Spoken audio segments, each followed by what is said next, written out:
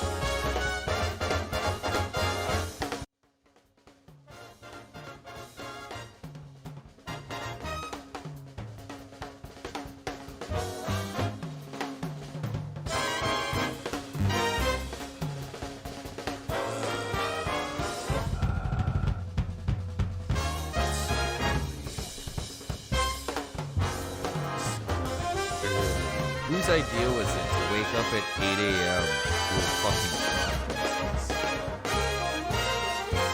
I'm so genuinely curious. Welcome, fuckers, to the second episode. I'm genuinely upset with that person that decided to do it this early. So I wanted to bring that up, and I wanted to say, last week you started our first ever podcast episode by saying that you hate me with the passion of the Christ, Jim Caviezel, at 8 a.m. on a Sunday morning.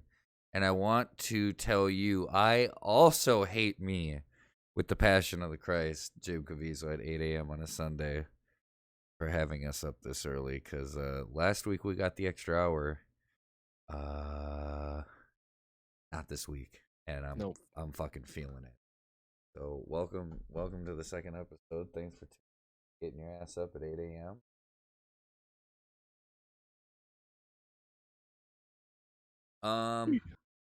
Super bright, man. Super early. That's why they say it's bright and early.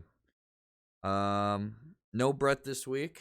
He is, I would assume, from not being here, that means he is COVID free and enjoying some time up north with his family. So, Brett, if you listen to this, which I will force you to just for the views, I hope you're having a good time up there and being COVID free. How you doing this morning, Michael? I love you. Thank you as always for being my illustrious guest constantly on this. I'm good, man. I'm good. Ugh. I'm good, not great, because I just rolled my ass out of bed. But I'm good. I I'm love good. you. I love What's you. hot? Oh, what a week, dude. What a fucking week. That's all I can say. This week has been, just to sum it up. Been wild. As I said last night, as I explained that there was a chopper with a searchlight on flying around my house and multiple cop cars with their lights on. When asked about it, the same thing can sum up this week. As I said about witnessing that last night outside my house at 10:30. Pow, we wildin' in the hood. All right, this whole week has been ridiculous. With the election, obviously the big part. Well, I'm sure we'll cover that for an extensive period of time. Whoa, the election was this week? I know, right? What? Kanye, faithful president and point-elect. No, not Kanye, obviously. But we'll get more to that. Obviously. We'll get more to the election week because I'm sure we all have a little partied a little bit last night. in Minnesota favorite. celebration. Kanye, Minnesota favorite. Big old 8,000 votes here. I honestly thought he'd at least hit 10. I did. I thought he'd at least hit 10, and he didn't. Which I think Minnesota was the number one Kanye state. Actually, I think we gave him the most votes here. Damn, I mean that's sad considering Illinois did not, and that's his hometown. So Chicago, get your people, fucking do better next time. Some decent matchups this week in football. Some that I don't know. I would assume may surprise me since last week we had a couple fucking surprises of our own after games that we definitely shouldn't have apparently put money on. Well, hey, you know what? Since we're talking football, might as well start the football. Dead Zone Football. Start some Dead Zone football. Thursday, we had the Packers and the Niners. This game surprised me a little bit. Not at the Packers winning, of course. This game surprised me more because up until that night, Jamal Williams was hurt and Aaron Jones was not going to play, but then they activated him, and Aaron Rodgers then just went off anyway, so it didn't matter. I was curious when they said Jamal Williams was going to be out, because at that point they had no running back to play, and I was really curious how they were going to play a 4-receiver game and just have Aaron Rodgers air it out the whole game. But luckily, aired it out to his boy. He did, and that was 173 yards. What a beautiful touchdown catch he got. Nasty. Oh my god, nasty. the elbow, completely underrated. The elbow just in right after the goal. Nice little turnaround fade to the shoulder, and got it in, and I mean the Packers looked good, but again, this comes at the heels of a Niners team that is just absolutely beat up. Decimated Niners team. It's Niners, not third string team. Yeah, Everybody's it's injured. like Everybody's it's injured. like half the team's out. It's just the San Francisco 29ers. Kittle and Jimmy G. I know that was a really wah wah wah wah. I don't even need a soundboard for that sound effect. It was the worst. It was. It's 8 a.m. So what do you expect? Jimmy G and George Kittle out. They're probably out for the season, to be honest. I mean, if you invested in 49ers instead of Chiefs this year, it looks like you probably weren't paying attention to the Super Bowl last year. Jimmy G. Here's the crazy thing. And I missed the dude's name. But the dude that's covering for Jimmy G right now, for Garoppolo, actually looks better than Garoppolo. I mean, time will tell. Time after time, it'll tell.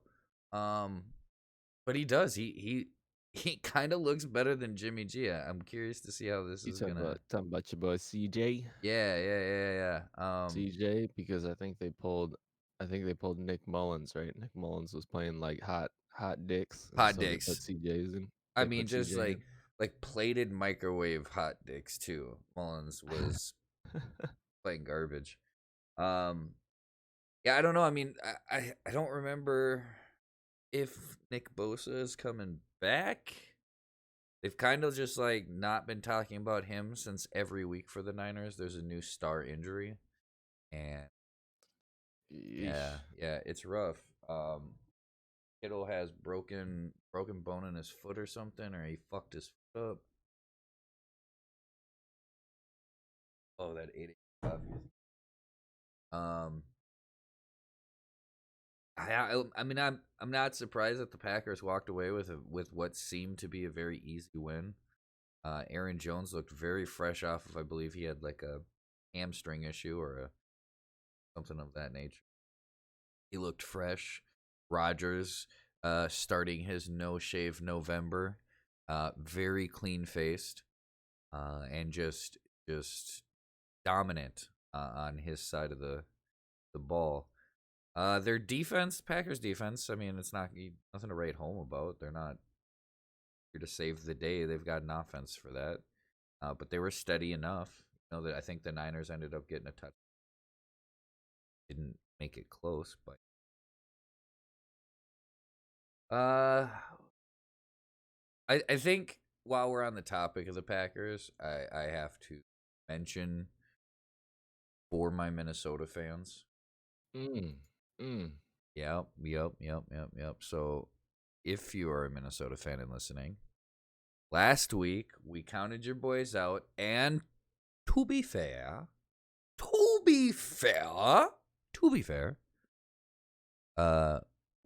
all rightfully so, we should have counted your fucking boys out because the Vikings are playing like hot microwave dicks. However, man will admit when he is wrong. I was wrong. Mike was wrong. Yeah, we were wrong. It happens. Last week the Vikings beat the Packers in a divisional game when they should not have. It is what it is. Last week, Dalvin Cook beat the Green Bay Packers. That's what I was gonna say. Really, it wasn't the Vikings. It was Dalvin Cook legitimately played every spot of the ball. He had like 3,000 yards receiving, 4,000 yards rushing, all in one game.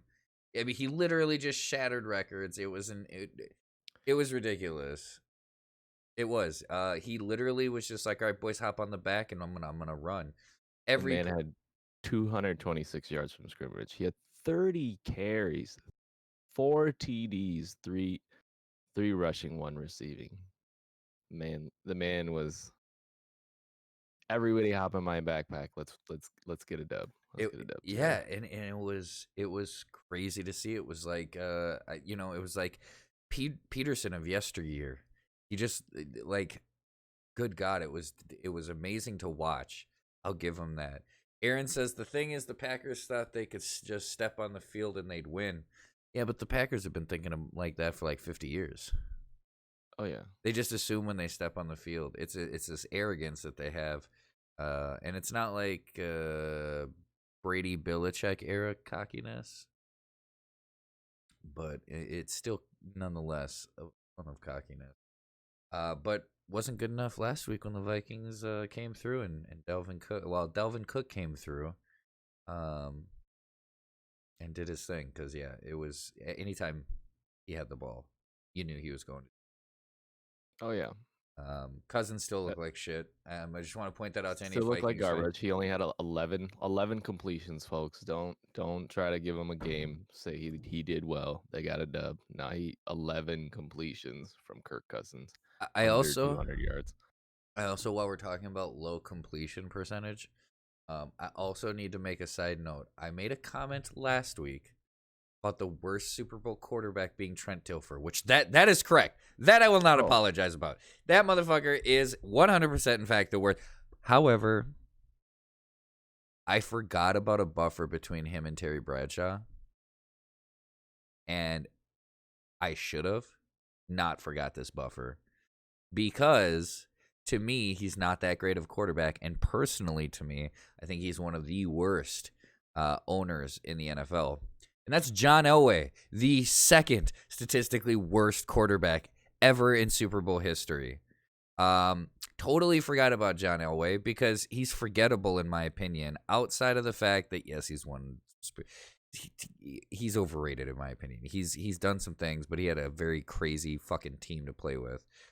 So I apologize, Terry Bradshaw, if you ever hear this before you've hit the age of 3,000.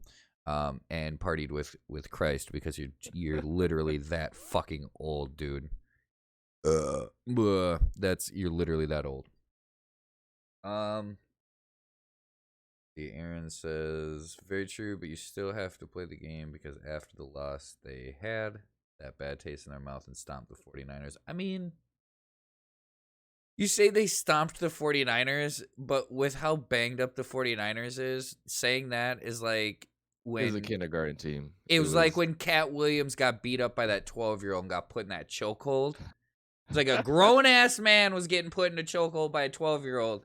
That's what the fucking Packers did to the 49ers are Cat Williams. They're a grown man, and the Packers were the 12-year-old that came through and just was like, we barely have to do anything.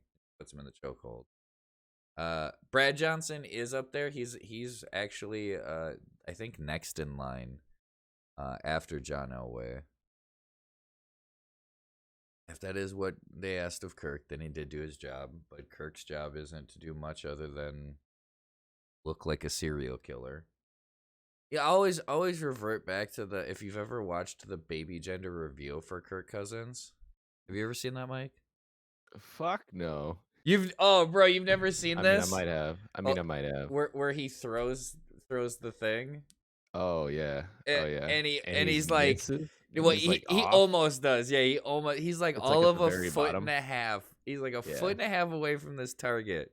All he has to do is throw this thing, and it's gonna, it hits, and it shows the gender reveal. Whatever these corny white folks do, I don't know. I'm not part of that. I don't get it. But anyways, he throws it. He's like a foot away. This professional quarterback, like a foot away from whatever he's throwing it against, and he damn near almost misses.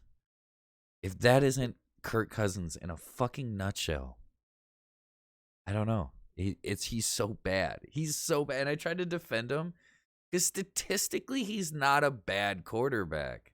No, statistically, he is. He's actually not. pretty But if you good watch his statistically. games- Oh my god! But if you watch his games, it's a completely different story. Yeah. It's absolutely awful, dude. Absolutely awful. It Keep in mind, folks. Keep in mind, like you might want to defend Kirk Cousins all you want, but he is in the top 10 highest paid, not just NFL players in the world, athletes sports in players. the entire Sports player. motherfucking world. Yeah, sports Now, player. let me He's ask. in the top 10. Yeah, and let me ask anybody who listens to this. When I think top 10 performers in sports, Mike, what are some names that you would come to? Like come to Bro. mind for you? Like if you were to think, LeBron okay, James, LeBron Tom James, Brady. Tom Brady, the Williams sisters, right? Serena and Yes. Venus, fucking like Tiger Woods, right? Fucking Floyd Mayweather, Roger Federer, right? Roger Dude, I'm already at 7 people. Exactly. How are you gonna fit this trash quarterback into the 3 spots? Like, oh my god, dude. Yeah, he isn't great. He's too worried about his stats. He doesn't have any risk in his body. He plays it too safe. That's 100% accurate. That's why he has Yes. no real scrambling pocket presence. He has to always sit in the pocket or drop. Ronaldo and Messi. Yeah, I'd throw those two in there. There, you're at 9. That means Boom. the 10th one is this guy, guys. How fucking that's awful. That should not be the case. He is nowhere in his right fucking mind good enough as an athletic player. Speaking of athletic players, hold on, I gotta pause because I needed to update the world. Josh McCown is starting for a football team again. The Cowboys. Josh McCown's back at it, baby. We were just talking about it last week. We brought it up. I told Mike, you, is he bro. still in the league? He is. And now he is playing again, baby. The Cowboys were like, we are fucking desperate, dude. He was like, let me get those 2 McChickens and a McDouble. We're good. And that was a wrap, bro. They fucking did it. Or is he going to the Texans? He's going to the Texans. Whatever. All of Texas sports right now, when it comes to football, are real fucked. So, good luck. Lone Star State needs some help. All right. Yeah, that's right. He is going to the Texans. He's going from Eagles to yep. Texans. But I Texans. mean, he gets to play. He gets to play. Let's go. Ravens and Colts. I gotta say the Ravens are gonna win this. I'm not even gonna meh. But the Colts are surprising me this year. They are. They are. They absolutely are. I looked at their record and I saw 5-2 and I was like, there's no fucking way, dude. There's no fucking way. How are the Colts 5-2? There's some crazy teams here, you know. Need to Playing well. see if the Playing well. injury report is still up to date list here, so I'm not giving out false. Colts are doing well because their defense is playing lights out this year. Their defense, They are, yeah. believe it or not, folks, number 1 in the goddamn league right now. That doesn't surprise me, because I was just like kind of that's kind of where I came to the conclusion that they got to 5-2. Yeah. Just like looking over their stats, I was like, wait a minute, the Colts are 5-2. What the fuck? And I actually looked at their stats and I was like, wow. That's not it's not their offense that's like blowing people out the water by any fucking means. No. It's their defense. It's absolutely their defense. But if you ask anybody who has the number 1 defense in the league, nobody's gonna say the Colts. No, Nobody's gonna say the Colts. I was just thinking that. Funny enough, here it goes. So just pull up the matchup. Bold predictions. Who to watch for. Stats to know. The Colts are one of 5 unbeaten teams at home this season. Ooh.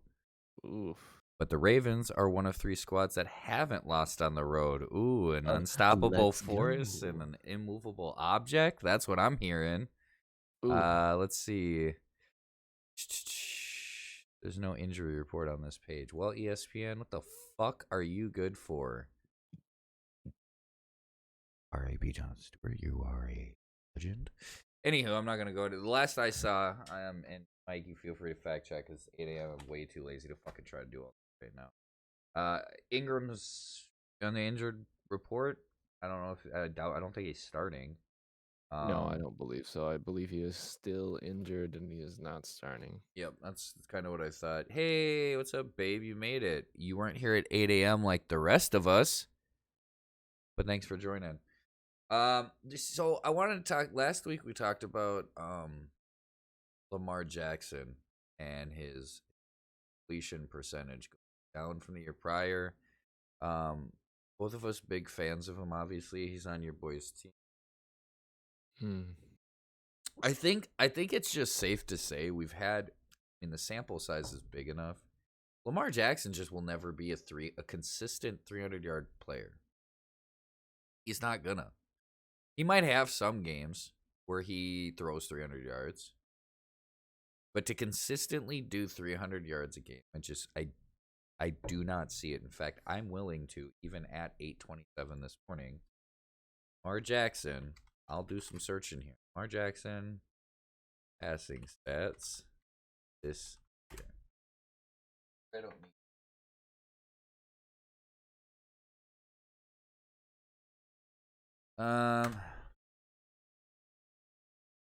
Okay, so I'm going to read off the games this year. 208, 186, 180, 193, 97, 204, 275. He hasn't. Yeah, he has not even thrown a 300-yard. It just is not. And you know what? Here's the thing. He's just not a 300-yard thrower. Maybe under the right coach, Bruce Arians. Maybe under the right coach, the quarterback whisperer. Maybe under the right coach, he could. Maybe. I don't know. But he's not. He's just not a consistent 300-yard thrower. You know? But it doesn't hurt when you have just a phenomenal defense. A solid running back core. Very decent receiving core. And you got legs under you and you put motherfuckers on skates. You can still do some damage. But especially in a fantasy standpoint, but to think that this man's going to put you up 300 yards passing consistently, well, he hasn't even done it once this season. He will not. He won't. He will not. But it doesn't change the dynamic, though. They are still number one rushing in the league. Yep. But teams are building around it. And you saw that. You saw that in the game versus the Steelers, which is that was a rough one. That was a rough one, but tough for me to say. Steelers were came in the better team, left the better team. They were the dominant force. And I'm sorry because and that wasn't a blowout by any means. I want you to know that was a good ass game. That was a good ass game. Couple mistakes on Baltimore's end. And much fewer mistakes on obviously the Steelers' end, which is what's kept them at that perfect record. Is I think the reason people aren't talking about the Steelers' offense and defense as crazy as a lot of these other teams, especially with the record they have. I think it's because the Steelers are just playing very tight, solid football. I bet just taking a look here. Let's see.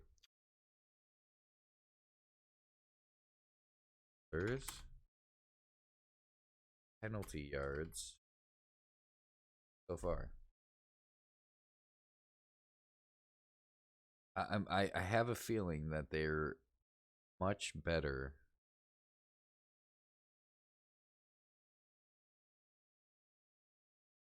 Interesting. Bad? Not bad, but definitely. So, okay, offense, penalties against, 8. League average, 6.66. Now, I'm assuming this has got to be per game. 7 games, rank columns refer to that type of penalty. Offset and declined penalties are listed in the dismiss column, but otherwise ignored. Got to assume that's like per game. There's no way they only have 8 penalties for the whole season. Or maybe they. Well, no, they can't because the league average says it's 6.66. So they're actually over a lot of league average penalties. Defense, offense, interference. Actually, they're in false starts. That's below average. Offensive pass interfering, they're above average. The league average. So I guess it's not that they're playing super tight football, but they're just clicking apparently. No. I got you. They're playing pretty tight football. They're on the bottom. They're in the bottom half as far as penalties against them, right? There we go. There we go. I've got They're in the you're right. bottom half. Yep, I've got team. They're in the bottom half. Teams God like damn, the Chicago, the Arizona Cardinals are- got 55. Oh my god. We are second. Also number one offense in the NFL, just FYI. Did you see that? Kyler Murray. Yeah, Playing lights out. did you see that fucking interview where they told him that though? The little press conference? Like, so how does it feel to be No. operating with the number one offense? And he kind of stops. He goes, "Is that real? Are we really number one?" And they're like, "Yeah." And he's like, "Shit, I didn't even know. But it means we're doing something right." I was like, "Hell yeah, dude! Little baby arms don't even know he's fucking number one offense." Some fantasy stuff last week. Naheem Himes, he had a decent game, PPR leagues. Wolf Holt 666, thanks for the follow. Welcome to the podcast. Run. Oh, I gotta do it in one breath. Hold on. Flex Luthor's Dead Zone podcast in the morning at 8 a.m. to prove to his bitch ass wife that he can be up that early. Thank you for joining this morning. It is nice and early. What up, bro? I'm going around to support the small streamers since I am one, and I want to help everyone grow, and I hope you're having a great day. Wolf, I appreciate you, brother or sister. Don't give a fuck what your gender is. Love the support. Let's get some small communities built and big. Appreciate you. Welcome to the Dead Zone. What else do we got here? What do we got? Himes, he's not going to, like, all right, so if you actually look at his statistic last week, he should have, especially if you're playing a PPR league, should have had like a 20 to 22 point game. I'm a dude, you know. That makes it better.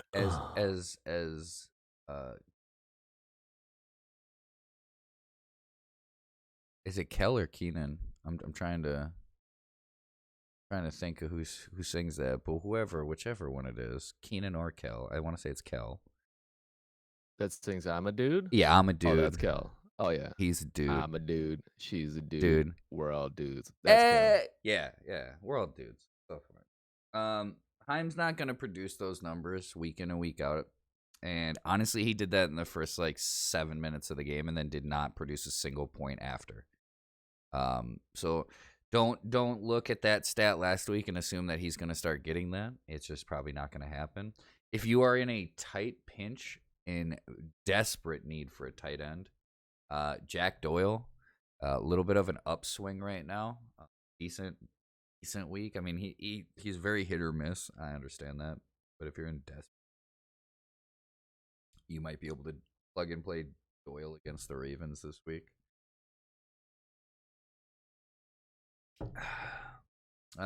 Giants and Washington. The Washington football team, very appropriately named, and not racist at all. It's great. I mean, Daniel Jones, bad. He's just bad. He's bad. I can't speak enough on how bad that guy is, and everybody's trying to look for ways to say he's not bad, but he's bad. He is he's bad. A hot ass. Hey, thank you for being the 100 follower. If that was you, I appreciate you. You are a much love, Wolf, and thank you for catching me on Twitter as well. I do not really post on there other than when I'm going live. However, if you look up Flex Luthor's Dead Zone community page on Facebook, I am a meme lord. Feel free to stop by. Definitely interaction there. No, Jones is bad. He's bad. He's bad. I don't know what else to say. There isn't a single thing, and they talk about his mistakes that he makes is from being over competitive. Well, let me show you the difference between a good quarterback and a bad quarterback in that same situation. The first couple weeks, Kyler Murray also was making a lot of heavy mistakes because of this. You could tell he wanted to make the play. He wanted to force the play. He wanted to be competitive. He adjusted and made less of those mistakes. Jones just continues to make the mistakes. He just keeps being bad. And I don't know what else you can do. with him. I don't. You don't play him. You don't bench him. You don't stash him. Fuck, if I'm the Giants, I don't pay him. He's bad. It's sad to see because he had as a rookie, he came out with a lot of hype, and it reminds me Hey, good luck, Wolf. of like a Good luck, Jamarcus Wolf. Russell situation where Thanks again for following. Russell came out. Do you remember Jamarcus Russell? The Oh, Raiders? infamously. Okay, so he has my favorite, probably one of my top favorite football stories of all time. So I don't know if you're privy to this story. The training tapes. Have you heard this? Oh, give it to me. Give it to me. So when he went to the Raiders, it was notorious that he refused to study film. He thought it was a waste of time. Yuck. He refused to study film. And when he started playing real bad, obviously, and he knew that the team was thinking about maybe cutting him, moving on, whatever the case may be, he said, listen, I'm willing to put in the work. I'm willing to do whatever you guys need. And they're like, all right, here's a bunch of tapes. We want you to start reviewing this. All right? It's absolutely asinine that you don't review tape. Like, that's just what we do. And he goes, all right, fine.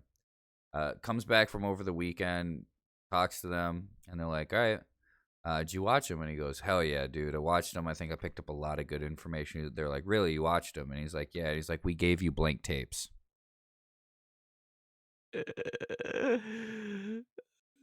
That's a real story. Jamarcus Russell for real tried to lie about watching tapes, and they gave him blank tapes to check him on it. You dummy. You fucking Jamarcus Russell, if you're up at 8 in the morning right now listening to this podcast from two homies in Minnesota, you're a dummy, dog. You're a dummy, and Ray Lewis should come turn the lights off on you. Okay? I'm not letting that one go. Ray Lewis will never get let go. Ray Lewis, he has a tent put up outside your house. He's just been waiting. He's just the waiting whole time. Yeah, he's just like chilling out back. Like, is he here yet? And I'm like, no, I'm not here yet. This motherfucker gotta go to the grocery store soon. God damn. Yeah. He's like, this delivery grocery is bullshit. He's just waiting. I saw one of the street lights flicker off, and I just saw him jump out real quick, but it turned back on, so he went back into the bushes and was fine. Is that canon? Is that canon now? That anytime the lights go out, 100%. If your lights go out, just know Ray Lewis is standing behind you. Now he might not attack. Maybe you did something right. Maybe you paid the toll. Whatever the case may be, maybe you don't end up dead. But if those lights go off, don't hold your breath. I think I just love saying their team now, the Washington football team. WFT. Just not because it's not like ignorantly racist towards the indigenous anymore. It's just like they literally couldn't come up with a better fucking name of Washington football. I think their defense lights up the Giants. Their defense has been playing great. The team as a whole has not been playing great, but their defense has been playing pretty good. Their defense has been playing very solid. I think they light up the Giants. And honestly, fantasy perspective wise, I think Slayton is really the only player, really out of both teams, that I would really look into. But especially off the Giants, Slayton is the only one that I think is going to do anything. Oh, yeah. And honestly, he, you're hoping more for the deep ball with him a little bit than anything. So I wouldn't hold my fucking. Let's see. Bears and Titans. God, I want to say this is a good game. Like, I want to, but the Bears offense is so fucking bad in my opinion. Trash. It's just so bad. Dude, it is. And it's because Nick Foles. All right, and here's the thing. Nick Foles is a bad quarterback. I have said this since the beginning of Nick Foles' era, because I think it was it wasn't the Eagles first. I think it was the Rams. And there might have even been a team prior to the Rams that he had started on. But actually, I think he got traded to the Rams after starting, but I don't remember where. I don't know. Nick Foles has always had this thing where he gets a somewhat okay run of obviously beating Tom Brady in the Super Bowl being his best run. And really that was a team built around the team, not him. So he just didn't have to be bad. But he's a bad quarterback, but he has, honestly, and I think even statistically speaking here, I hate to say this in a fantasy perspective, but he actually has the best QB matchup against defenses moving forward for the rest of the season. I was looking at it, and I hate to say that. And I even a few of my places where I find my gems and very solid pieces of information for football, even they were saying that he might not be a bad stash because he has the easiest QB matchup moving. Bears still look like they're going downhill though. I mean, unless you play defense, what is it, DFS or whatever, for fantasy where you pick individual Then defensive players. Other than that, don't The don't Bears. pick up any Bears players. Robinson, Allen Robinson is always. That's If true. I have him in one of my leagues, he is very solid, and he's not even a plug and play kind of player. I mean, I start him week in, week out. PPR. Yeah, 100%, Oh, yeah. 100%. For a PPR, I'm gonna because he'll get the catches. Mm-hmm. He's gonna get at least a touchdown. He's a solid player. I do think he will have a pretty good game against the Titans defensive backs. I do think he's going to have a better game. I think Derrick Henry, on the other hand, is going to have a much slower game against that Bears defense. I really think the Bears defense is going to hold them in this game against the Titans and possibly get them to 6-3. Then again, if Nick Foles plays bad, Titans are going to fuck this team up and they're going to run on to 6-2. And the Bears will be 5-4. And let me tell you, 6-3 sounds a lot better than 5-4 when you're looking at numbers for the division here. So if the Bears lose this one, be ready to watch them kind of go downhill moving forward. If they win this one, I think they can get some momentum. But if they lose this, I think this could be the turning tides for them for the season. If they go 5-4, I don't foresee them getting very much better for the rest of this. I'm 100% with you. It's gonna be on Nick Foles to see how Nick Foles plays. The pristine mega backup quarterback. The ultra backup quarterback, the Napoleon ultra backup Dynamite of quarterbacks, the fucking Yep. Also, you wanted to know where he went. He started Eagles, right? Then went to the Rams. Then went to the Chiefs. So he did go to the Eagles, or he started from the Eagles. I thought he started from the Eagles. Yep. Okay. Then Rams, Chiefs, back to the Eagles to beat Tom Brady. Opted out of his contract after beating Tom Brady, so he could go down to the Jags. He went to the Jags, and then he came to the Bears. Yeah, and then he went to the Bears because he realized Tom Coughlin couldn't fucking coach his way out of a paper bag.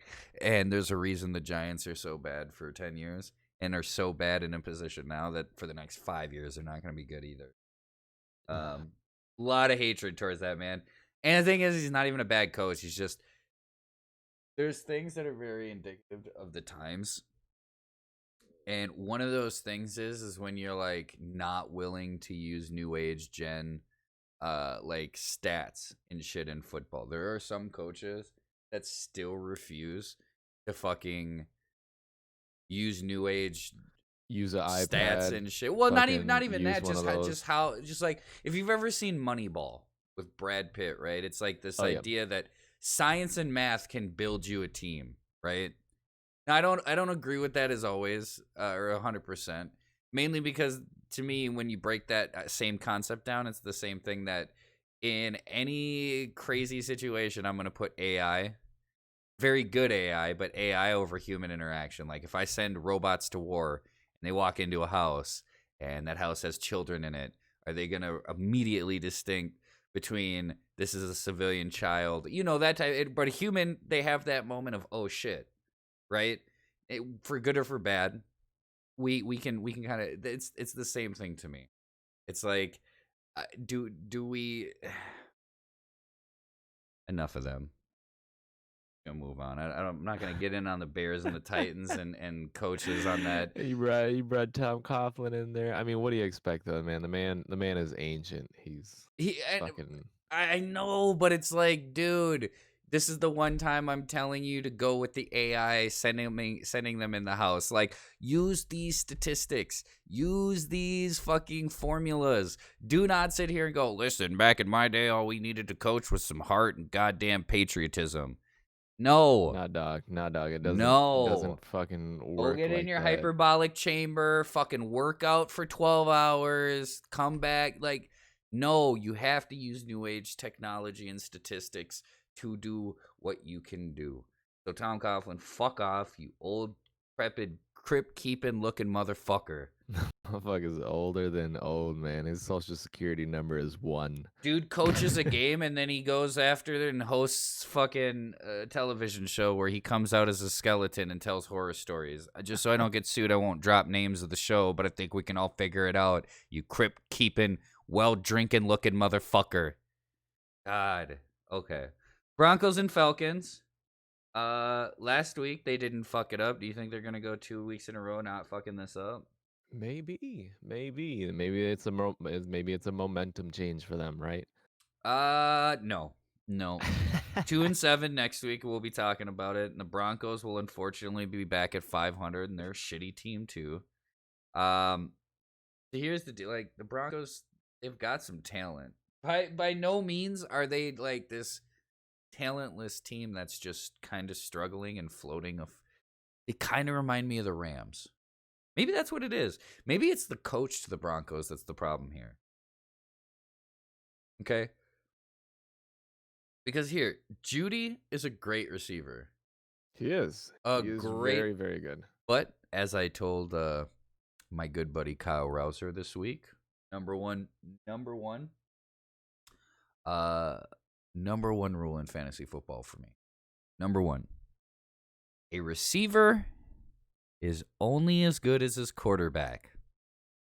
So it does not matter how good Judy is when the quarterback situation in Denver is not great.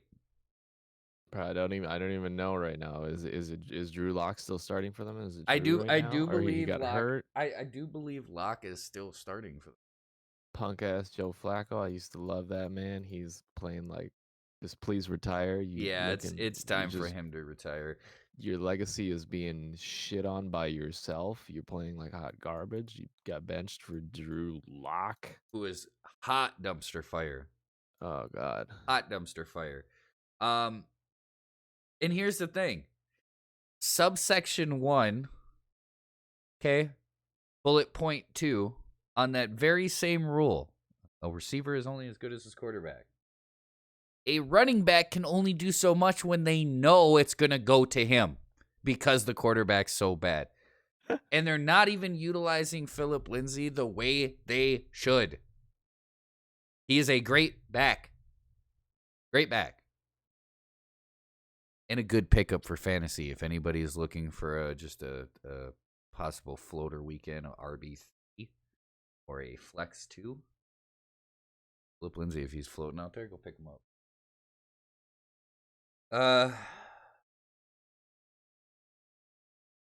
I mean, all right, so I gotta say this, and maybe this will be a resurrection week, and I tried to speak as nicely last week about it as possible. I think Gurley's out of your lineup, but you can't drop him yet. Stash him. Stash this man. I think you're because he's Todd Gurley. He's fucking Todd Gurley. Yep, and led the league in rushing. You have to stash the man. And maybe he gets 2 weeks where he pops off. You try to use him as trade bait before the end of the trade deadline, because I know that's coming up in a couple weeks here. Maybe try to do something like that. But I just like. Against the Broncos, I have zero faith that he's going to do anything, but yet I still have him in my lineup because I'm so decimated at running back in my league that I'm just dominating in, and it's killing me. I had Mixon, Mostert, a lot of backs that aren't playing right now, and it kind of killed me. Gurley was like my tried and true. He was pretty decently consistent, getting me 14 points a week, which I will fucking take that from my back. Consistent 14 points a week, that's fine by me. Sometimes he'd pop a little more. Sometimes, as we saw last week in that Thursday night game, sometimes he puts up 3 points until he catches a touchdown or, runs a touchdown in at the end of the game. And that was rough. But I don't think you can drop him. I think this is somebody you have to just stash on your bench for now. Simply because he's Todd Gurley. Yeah, 100%. 100%. And then on this week's episode of How Can the Falcons Fuck This Up, featuring the Broncos, we'll find out. I do think the Broncos win this one. I think the Falcons go to 2-7, and then they realize Dan Quinn wasn't the problem. I think the Falcons lead a lot of the game because they're the Falcons, really, and that's what they do. They always, yeah, oh yeah, they always start really hot. They always start real hot, and but I think they get worn down. Vic Fangio is a defensive coach too, as well. This is why we're seeing these Broncos, right? These Broncos, their offense just looks like hot trash, but the defense looks sturdy. Their defense looks sturdy. Yep. Von Miller, right? Always. Vic Fangio he's a defensive coach. He's been a defensive coach for, I think, over 2 decades, right? So that's why their team looks the way they look. They're trying to be the Ravens. They're trying to look like the Ravens, and they just don't have the pieces that they need on offense to look like the Ravens. They don't have a Lamar Jackson, obviously, but they got the pieces on defense, right? So that's what they're. Yep, and I think I'm with you on that. I think the Falcons fucked this up, just like you said. They get a decent lead, and then that defense steps up, and I think they take them. Panthers and Chiefs. Well, I'm gonna do what I did just like I did last week. Chiefs win. This is the easy. Teddy just doesn't put up enough. He's kind of like Lamar Jackson for me. Like, I love Teddy, okay, and for being Minnesota being my third favorite team. I loved him when I actually personally during that draft, because you got to remember that was the Manziel draft, and a lot of people thought Johnny Cash Manziel should fucking come to the Vikings because he was going to fall to us, and I personally thought the Vikings' best pickup was Teddy B, and they took him, and I was super ecstatic about that for the Vikings because at the time when they got him, they didn't have a deep threat. They didn't have the Stephon Diggs deep threat that they knew about. They didn't know Thielen was Thielen, right? Teddy B, under 40 yards is just, he's precision, and working with, I'm sure sitting behind Drew Brees and shit helped with his long bomb. I've seen it get better over the years, but I believe he has one game this season throwing for over 300 yards. He's kind of in a Lamar Jackson situation there. I do think the Panthers put up a little bit more of a fight because CMC's back. Christian motherfucking McCaffrey is back in action this week. You just took the words right out of my mouth. Yep. I was just going to tell you McCaffrey is back. They've not been looking great because McCaffrey has been out. But when you have a god like him, oh yeah, with him back, I actually smell an upset. We're gonna see. We'll see. We'll talk about it next week. We'll talk about it next week. I do think the Chiefs walk away 8-1, but I do think with Christian and he's hungry. He's fucking hungry. We're gonna see some leaps over players today. We're gonna see some fucking dives into the end zone from him. I think. I do think he's gonna be a very pivotal part to Teddy possibly going back to throwing a 300+ game. I think it's gonna help. Le'Veon, in my opinion, is here for the ring and not for the play. Watching him so far in the little that he's been a part of on the Chiefs, he does not look good, in my opinion. Oh, no, he does not look like Steelers Le'Veon. He looks like fucking old-ass Le'Veon. He looks like first season with the Jets Le'Veon, which means the offensive line in Pittsburgh is owed the apology they wanted when he left. Because when he left, they wanted an apology from him because they stated, we're the only reason you're the running back that you are. And it's kind of showing that because then after he left, they had James Conner, right? And he he looked looked amazing. He wonderful. looked like he was the new Le'Veon and even better possibly. But it goes to show you that's the reason there are quarterbacks and running backs out there when they have fucking almost record-breaking seasons. The first thing they do is pay out to their fucking offensive linemen. That's the first thing a good quarterback or running back does is they pay out their Yep. offensive linemen with whatever bonus they got. They take them out. They go buy them nice watches. They get them cars sometimes if they're a big, top 1% elite player. Shit like that. That is why, because Le'Veon now sees that, Le'Veon had talent. This is the thing. We're not going to discredit Le'Veon when he was younger for not having talent. It was all the offensive line. The man was absolutely talented, but was he as talented as we thought? Well, he went to the Jets, who was an awful team and didn't do much.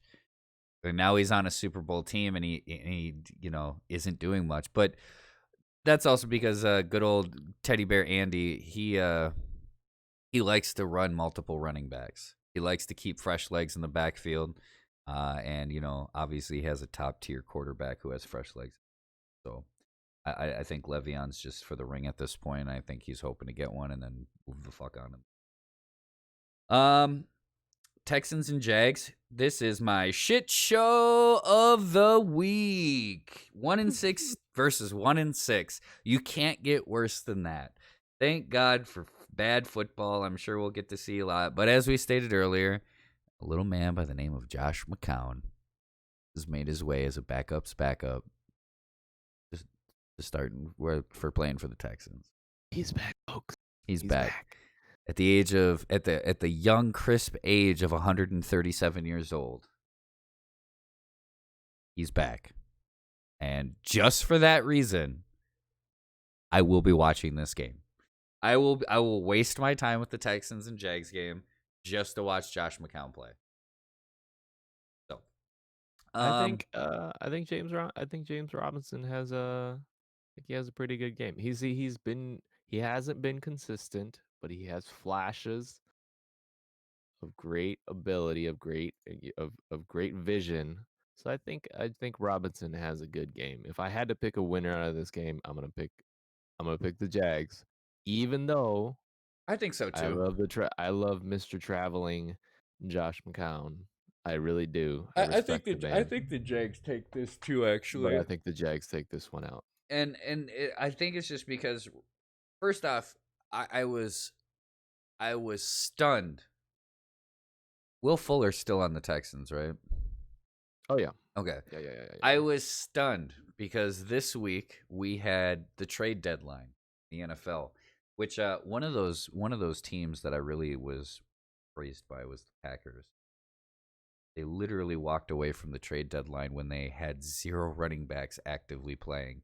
This was before they activated Aaron Jones from that like that hamstring issue or whatever he was having. But prior to them doing that, like the day of Thursday night's game, they actually had 0 running backs on their team that were active. They walked away from the trade deadline with nobody. But my point for the Texans is I was absolutely stunned to find out Will Fuller did not get put up on the trade deadline and that no one tried to take him. I thought the Packers were gonna. I really thought the Packers were gonna pick up Will Fuller. I thought they were too, because right now they need a steady second to Devontae. They need a steady second. And then I thought, well, do you go for the steady second, or at this point with Williams banged up, with Jones banged up? Because again, this was before they activated Jones. What were you gonna just let Aaron Rodgers air it out all night? Like that seemed to be the game plan before Aaron Jones got activated again. I don't know, but they walked away from the trade deadline. No receiver to help Devontae. No running back to try to cover injury.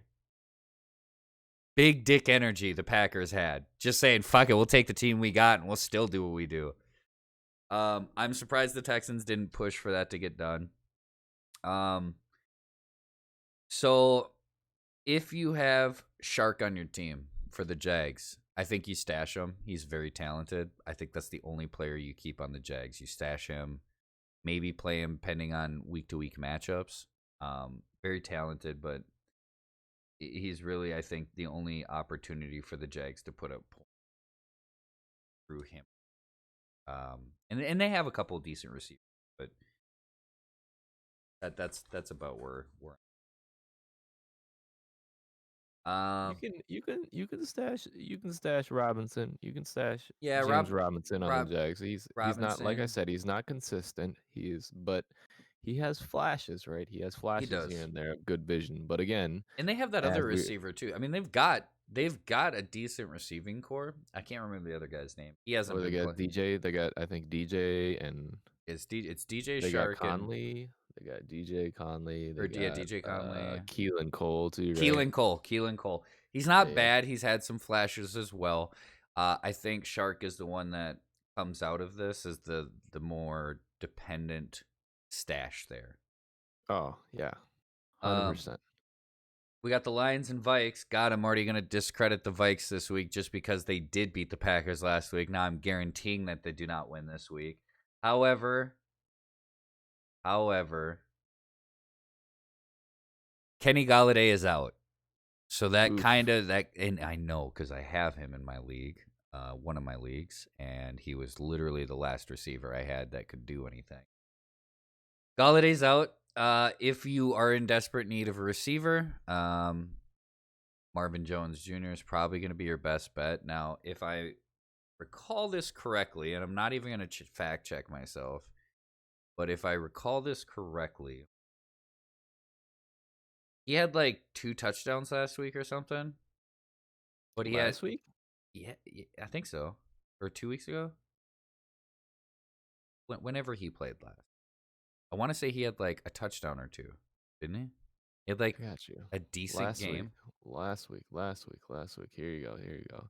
Marvin Jones. He did. He had 2 touchdowns. How many but receiving only yards? How many receiving yards? Yeah, Hit me with the receiving 30 yards. 39, my guy. 39, which I think led the team by 1 yard in that No. game. No? No, Marvin Hall had 113 Okay, receiving yards. so he did something. But did he didn't get any touchdowns, did he? No, he did not. No. So it looks Nope. like Jones was the for sure guarantor of being the one that got those end zone touchdowns. He could be a good bet for you if you're desperate. flex. Yeah, He's a good flex. he could Yeah, be a good decent flex. with Galladay out. That could be a decent flex if you're looking for somebody and you're desperate. I think Marvin Jones might be best. As we stated earlier, when we apologized to the Vikings for discrediting them last week against a top tier team, and now I'm going to discredit them against a average, mediocre ass team. Cook carrying the team. There's no if, ands, or buts. Delvin versus the Lions. Yeah, it is literally the versus Delvin Lions. Cooks versus the Lions. And that's but here's the thing, and we saw it last week. It's a big divisional matchup, and divisional matchups can be wonky sometimes. I've seen some crazy shit. So there's a chance that the Vikes could pull this out. I'm not, for all you Vikings fans, I'm not shitting on your team by any means, other than saying that they're shit, and I'm shitting on them. But it is a divisional game, so maybe they put up a fight against the Lions. It also, on the very fair point here, it's also the Lions, and they're known to fuck shit up too. So this could easily go either way, in my opinion. I think the Lions take this one, even with Galladay out, because the Vikings can't. They just can't have 2 weeks. They cannot have 2 weeks back to back where they beat teams in their division. It's just not going to happen. Prove us wrong, Vikings. Prove us. I really want you to. By all means, prove us wrong. I'm fine with that. My game of the week, and this was actually, I think there was another game that, there is another game that I really wanted to make my game of the week, which we'll get to, because it's the last game I saved. But my game of the week is Hawks versus Bills. I think the Seahawks versus the Bills game is going to be fucking awesome. It's gonna be a fire ass game, bro. They Both have 6 wins right now. Seahawks 6-1 right now. Bills are 6-2 right now. Bills playing lights out right now. Russell Wilson playing MVP caliber level. Please tell me why this man has never won MVP, because he is playing MVP caliber level. You know who you can blame last year for that. You can blame your boy. Oh, easy. Because I personally think Russell should have had it last year. I understand why Lamar got it. Lamar, I 100%, and I'm not discrediting him for it. He deserved it, but I also think that Russ deserves like 5 seasons worth of MVPs. And Easy. Specifically, the Put the team last on his 5 back. seasons, he has been the team. Ever since the Legion of Boom died, he has been the only reason that team is competitive. I think this is going to be a great game. I think the Bills defense, which once again, like I stated last week, last year was dominant, top 5 defense. This year, dominant, top 5 defense in my opinion. Obviously the Bills have a fucking monster that they have to go against though, and I'm not even talking Russ. Russ is a monster. He's a god. Russ is a god, right? And with him being a god, he created a Titan. And this Titan's name, DJ Metcalf. DK Metcalf. DK Metcalf is a fucking monster. He is He's a Titan. machine. He is a machine. He is a fucking, oh my, just his body build alone is fucking he's a Titan. He's a monster of a player. And I think that he is definitely, just like he's done all season, going to give even the best corners and the best defenses a hard fucking time. Have you seen that clip? And this clip is against your boys too, against the Cardinals. Oh, where he Have you chased seen down that Buda Baker from the end zone Yeah. to the end zone? Oh, Bro, yeah. he had Buda Baker had a fucking 10-yard lead on him. 10-yard lead. DK Metcalf was in the end zone and ran almost the entire length of the field and caught him. That dude was running like 40 miles an hour. That's not even an exaggeration. He was running like legit 34 miles an hour.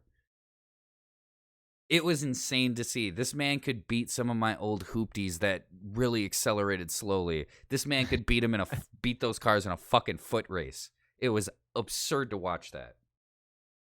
That's why he's a Titan. Russ is a god. Russ is a Greek god looking down, and he created the Titans.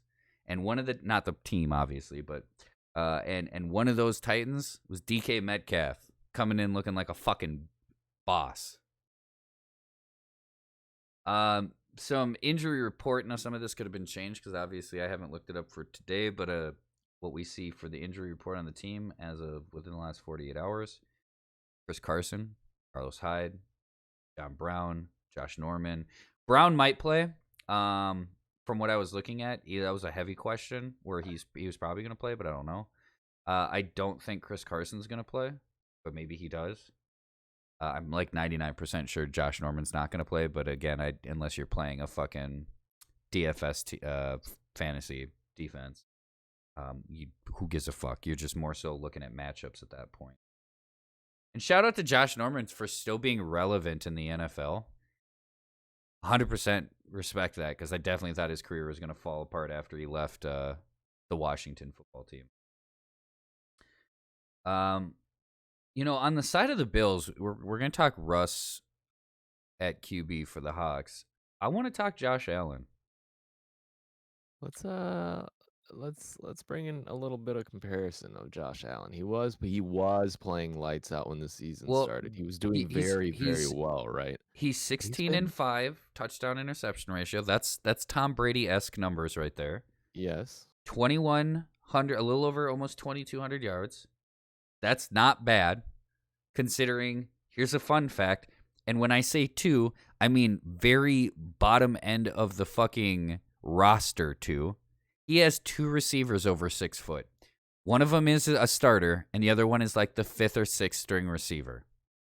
Outside of that, Josh Allen is throwing to normal height people. And he's throwing 16-5. I'm 6 foot. I'm literally off that roster because I'm too tall by being 6 foot even. They're like, Josh, you can't be here. We only have capacity for 2 of you. Chat, can you please clip this? I'm too tall to play for the Bills. I am too tall to play for the Bills. This is accurate, bro. He has 2 receivers that he's throwing to, and not even 2. Realistically, 1, because the other one's not even a starter. I think Josh Allen might be a good quarterback. I do. I mean, and when I say that, people are like, well, yeah, he's good. What he do? He's 16 touchdowns and 5 interceptions. That's pretty fucking good, dude. Right. But let's look at where we saw him last year and this year. That we might be looking at a legit, real good quarterback in a few years. If he's playing like this on the Bills with receiver, he's got a team of Steve Smiths without the talent of Steve Smith. At least if they were the talent of Steve Smith, I'd be like, that's a goddamn team right there. But it's not. It's not. It's not. I mean, John Brown, right? Not to Not a bad team. Stephon Diggs though. Not to Yeah, discredit Stephon Diggs. And it's not. Diggs is a Steve Smith level player.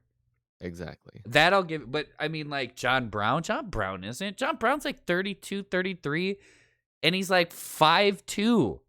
I don't even know how he gets into his fucking uniform when the shoulder pads are as big as him. He calls Kyler first. He calls Kyler and wow. Help me out. How do I get into this? Wow. Wow. Listen. Whoa. See how it is. Let's just Listen. just hit it with the listen. Do not talk about Kyler Murray like that, okay? Listen. Oh, I love Kyler. Dirt Dog is not the one to be fucked with. Dirt Dog is not the one to be fucked with, okay? Dirt Dog is not the one to be fucked with. All right. No, I think, and I'm just gonna throw it out there. I think Josh Allen is a legit quarterback. So, and I want to see what he can do. Let me speak on that a little bit though. Let me speak on that. Yeah, do your thing, Daddy. Josh Allen. Let's do a season comparison, right? So far this season, because he's first 4 games. Yeah. First 4 games, right? Hit me. 122 passer rating. 122. Ideally perfect. TDs. Ideally perfect. 12 TDs and only 1 interception. I already see where the issues are looking at the stats I've talked about. 331 yards, averaging 331 yards. How many games was that in? And that was in the first 4 games. And that's now, rough. All right. Now let's hit me with it because I know where you're going. Let's look at the last 4 games. He's put up last 4 games. 79 passer rating, 4 TDs, 4 interceptions, dog. Yeah. And well, average yards 211. So let's talk about consistency. Like, so he started the season out hot, like fucking big energy hot, and now he's running out of gas, my guy. Is he gonna stay consistent? Is he gonna come back and look great again? Because he hasn't been looking great in the last 4 games. Like the Bills, their defense has been looking. Okay, here's 2020 season. Good. All right. Let me take a look here. So first game's versus the Jets. Okay, you're gonna look good against them. Second game's against Miami. Now, yes, you can look good against Miami. They only won by looks like a field goal. 23-3. So they only won by a field goal against Miami in week 2. But Miami has clearly made the change in the last year and a half to be a completely defensive team with just a ball handler and time management on offense. So they're a competitive team now. So so that he played against a good defense. The Rams played against a good defense. The Vegas Raiders played against a decent team, and they only won by a touchdown. Then you played Tennessee and Kansas City back-to-back, literally playoff contending and Super Bowl winning teams. Lost those. Like badly, too. He like the 42-16, 20, then 26-7. So they only lost to the Chiefs by a little, but still a little is enough to lose. They came back and beat the shitty Jets again, this time by less of a win, by 8 points instead of 10. One possession. Yep. And then came back and beat a very bad New England Patriots by a field goal. So out of those last 4 games with that dip in his stats, obviously you contribute a lot of that to Tennessee and Kansas. KC and Tennessee are great teams. Tennessee's defense is great. Kansas City's playing very good defense recently, or all season really. But here's the argument though. Here's the argument. Those are 100% playoff contending teams, right? Yeah. Titans and Chiefs. So if you are a great quarterback, then you play well. You play well against playoff contending teams. You're right, and you should. You have But to. we've also seen good quarterbacks choke against playoff contending teams. I think for his second year, he is on his way to being a good quarterback. Do I think he's Yes. going to be like, when Kyler, and I know I bring back Kyler Murray, but it's just exciting to finally have another actual player on the Cardinals that has hype outside of Larry Fitzgerald. We had it a little bit with David Johnson, Hopkins. but Your boy then Hopkins. well, Your and boy that's what I was Hopkins, gonna say. We did for a little bit with David Johnson the first 2 years he played, and then he kept getting hurt and didn't look like himself. So when we got Hopkins, that was exciting as well. But it's not like we drafted Hopkins, like Fitzy. We drafted Fitzy. Fitzy has been a card since day one, and that's nothing against Hopkins. Obviously, DeAndre Hopkins is the best receiver in the NFL. He is. I personally, but before he even came to the Cardinals, I thought that. But Kyler Murray came into the league and he had this hype of, what's he going to do? He could be the next Russell Wilson. And yes, he's living up to that pretty well, I think. He is. I do. But I we agree. didn't have that with Josh Allen. No one knew who the fuck Josh Allen was. He just kind of took over and he looked meh. He had his ups, he had his downs. But I think with this year it shows great growth, and I think the Raiders versus Chargers game. I love what I did here. I didn't do any statistical checking on this game. I have no fact checks. I don't know who's injured. That's how little I care about the Raiders and Chargers game.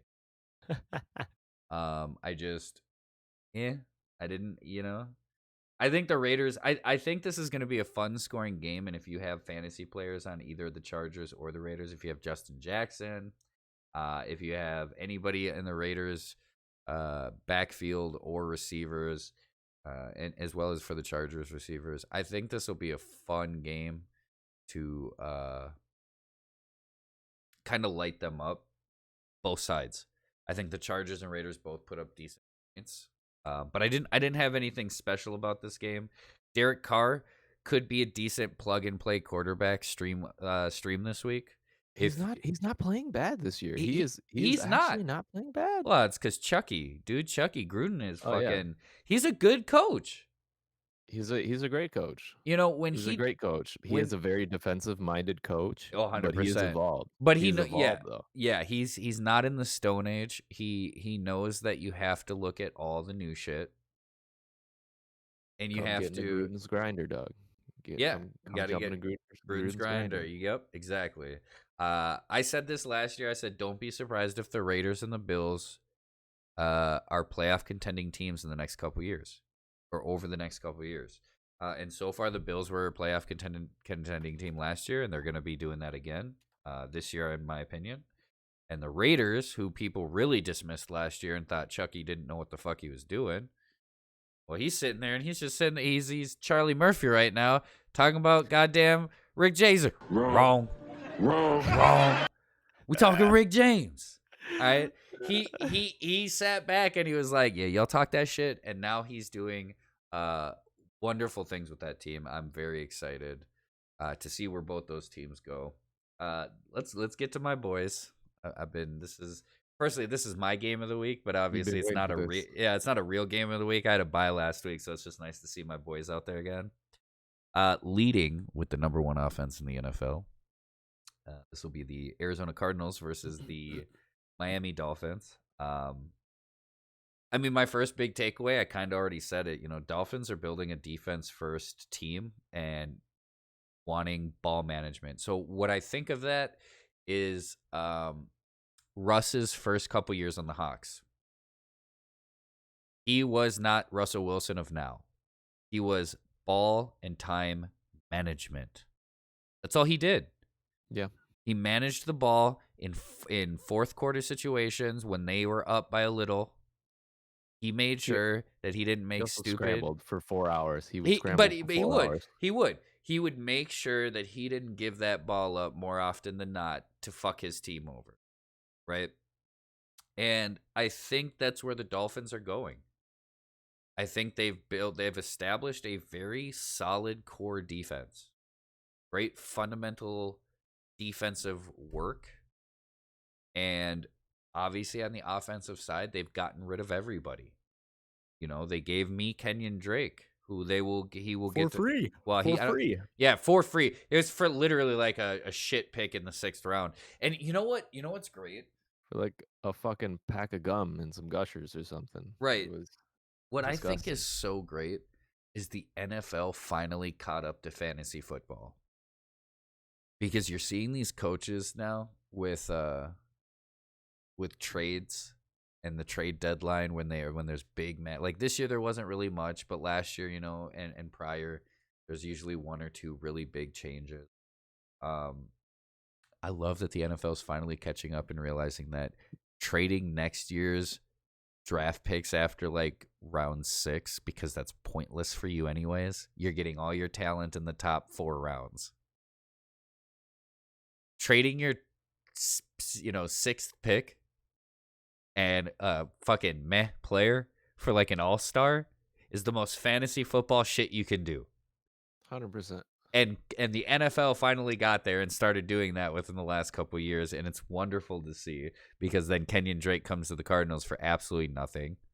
A trade gets made with DeAndre Hopkins where I'm losing a running back who hasn't been relevant in 2 years, and a draft pick that we don't need for DeAndre Hopkins. Best receiver in the league. Prove us wrong. Prove us wrong. Prove us wrong. That man literally constantly can get 12 to 16 catches a game.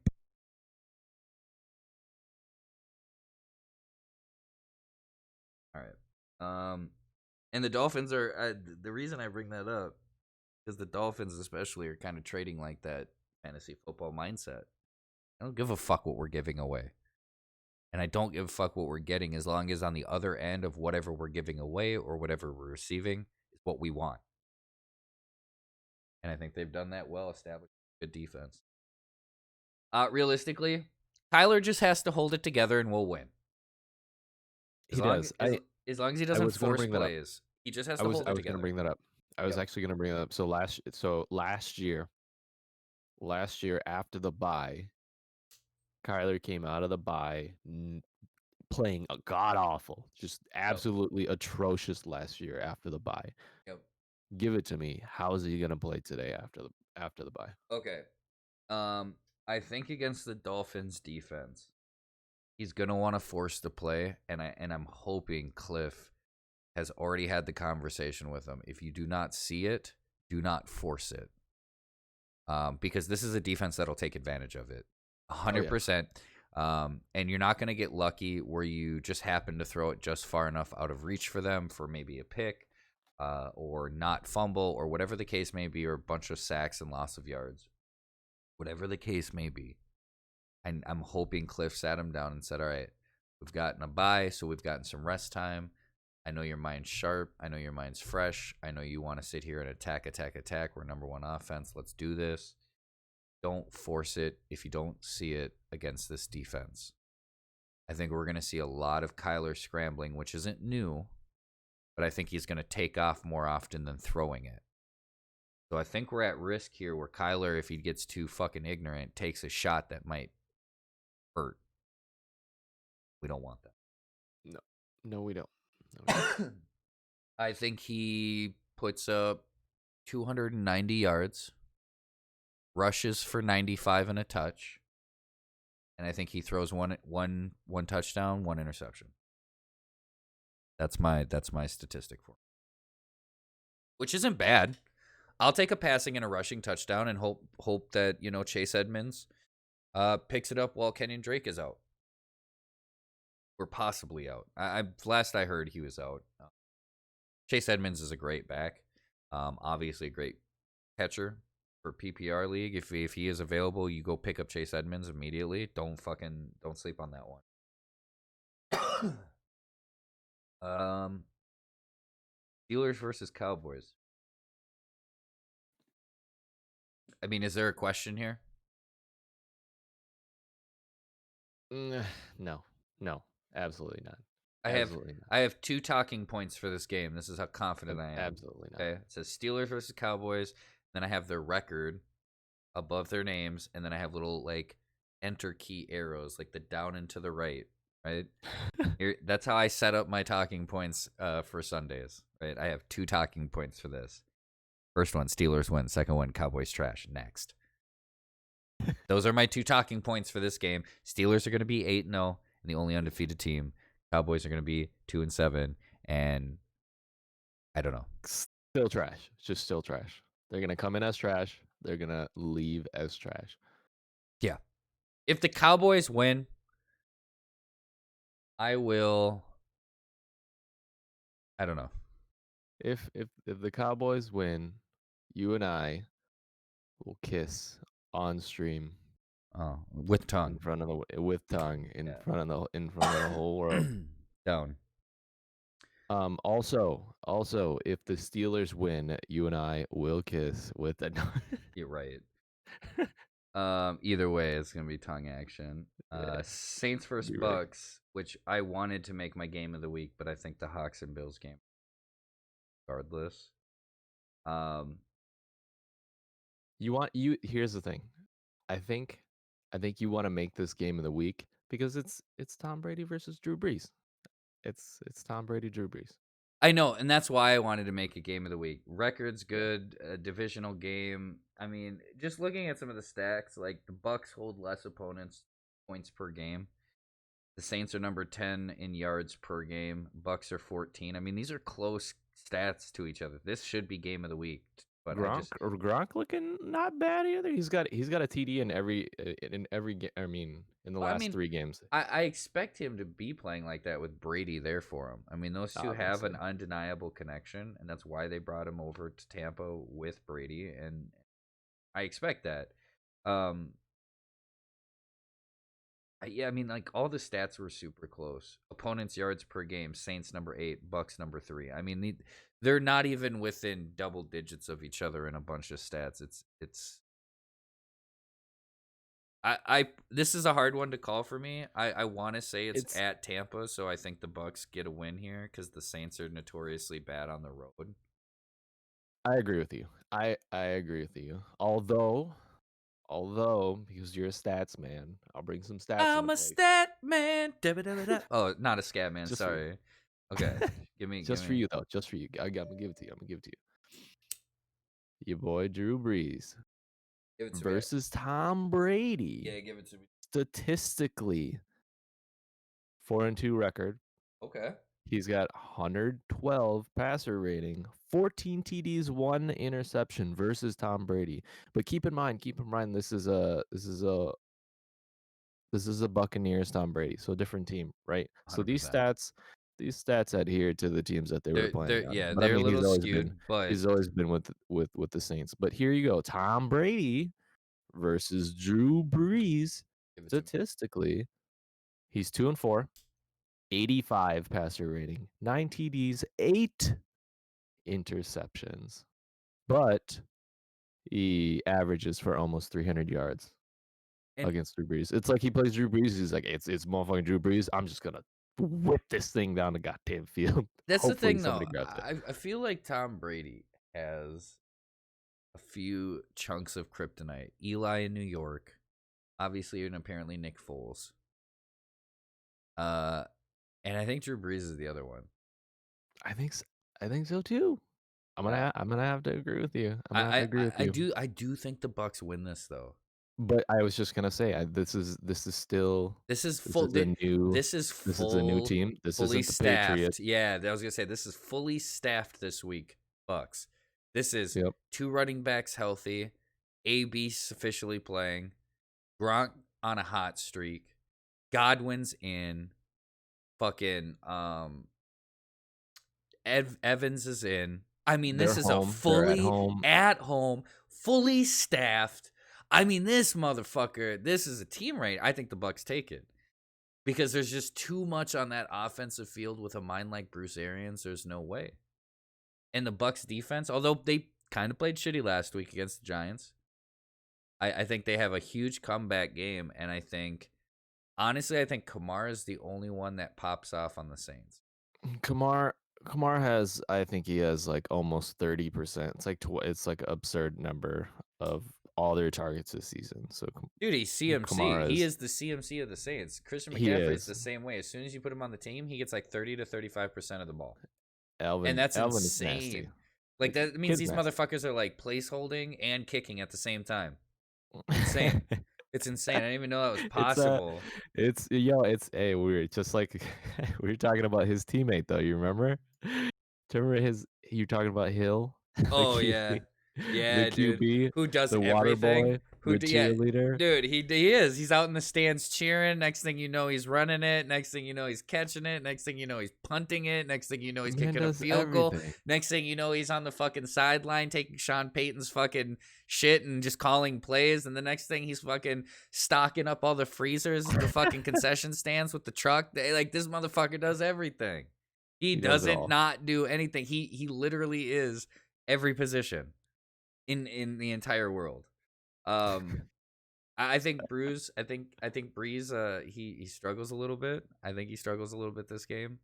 I think that with how well staffed the Bucks offense is, I think the Bucks are going to take this one. I think the Bucks are gonna take it too. I think we're gonna take it. It'll be their first. It'll be their first meeting with Tom Brady with the Bucks. So Yep. we'll see what happens. Yep. And then real quick, just wanted to say that today's podcast is brought to you by all of us, our free time and disposable income. You're welcome, because there is no sponsor for this podcast. However, if you would like to sponsor us, please give us money. Let's go on to Yeah, give us a call. Raid Shadow Legends. Rage. Yep, We- yep, yep. Yeah, 100%, 100%. Send carrier pigeon with nice letters. Whatever you must do, give us money and sponsor us and get us a fan base where we can bullshit with all of you constantly, because that's what we want to do. Let's shift gears from Dead Zone football and switch over to obviously our top favorites. Dead Zone World of Gaming. Dead Zone World of Gaming. We kind of went through a let's do lot it. last week, so I realized that this week might be a little less on games. That's fine, because obviously we have a lot in politics. That's cool. One thing I totally wanted to bring up last week, and I think we just we get to bullshitting with each other so much, and with time and all that, kind of just have to miss things. So this was obviously last week was the first day of November, so it was still a little bit like she's laying down.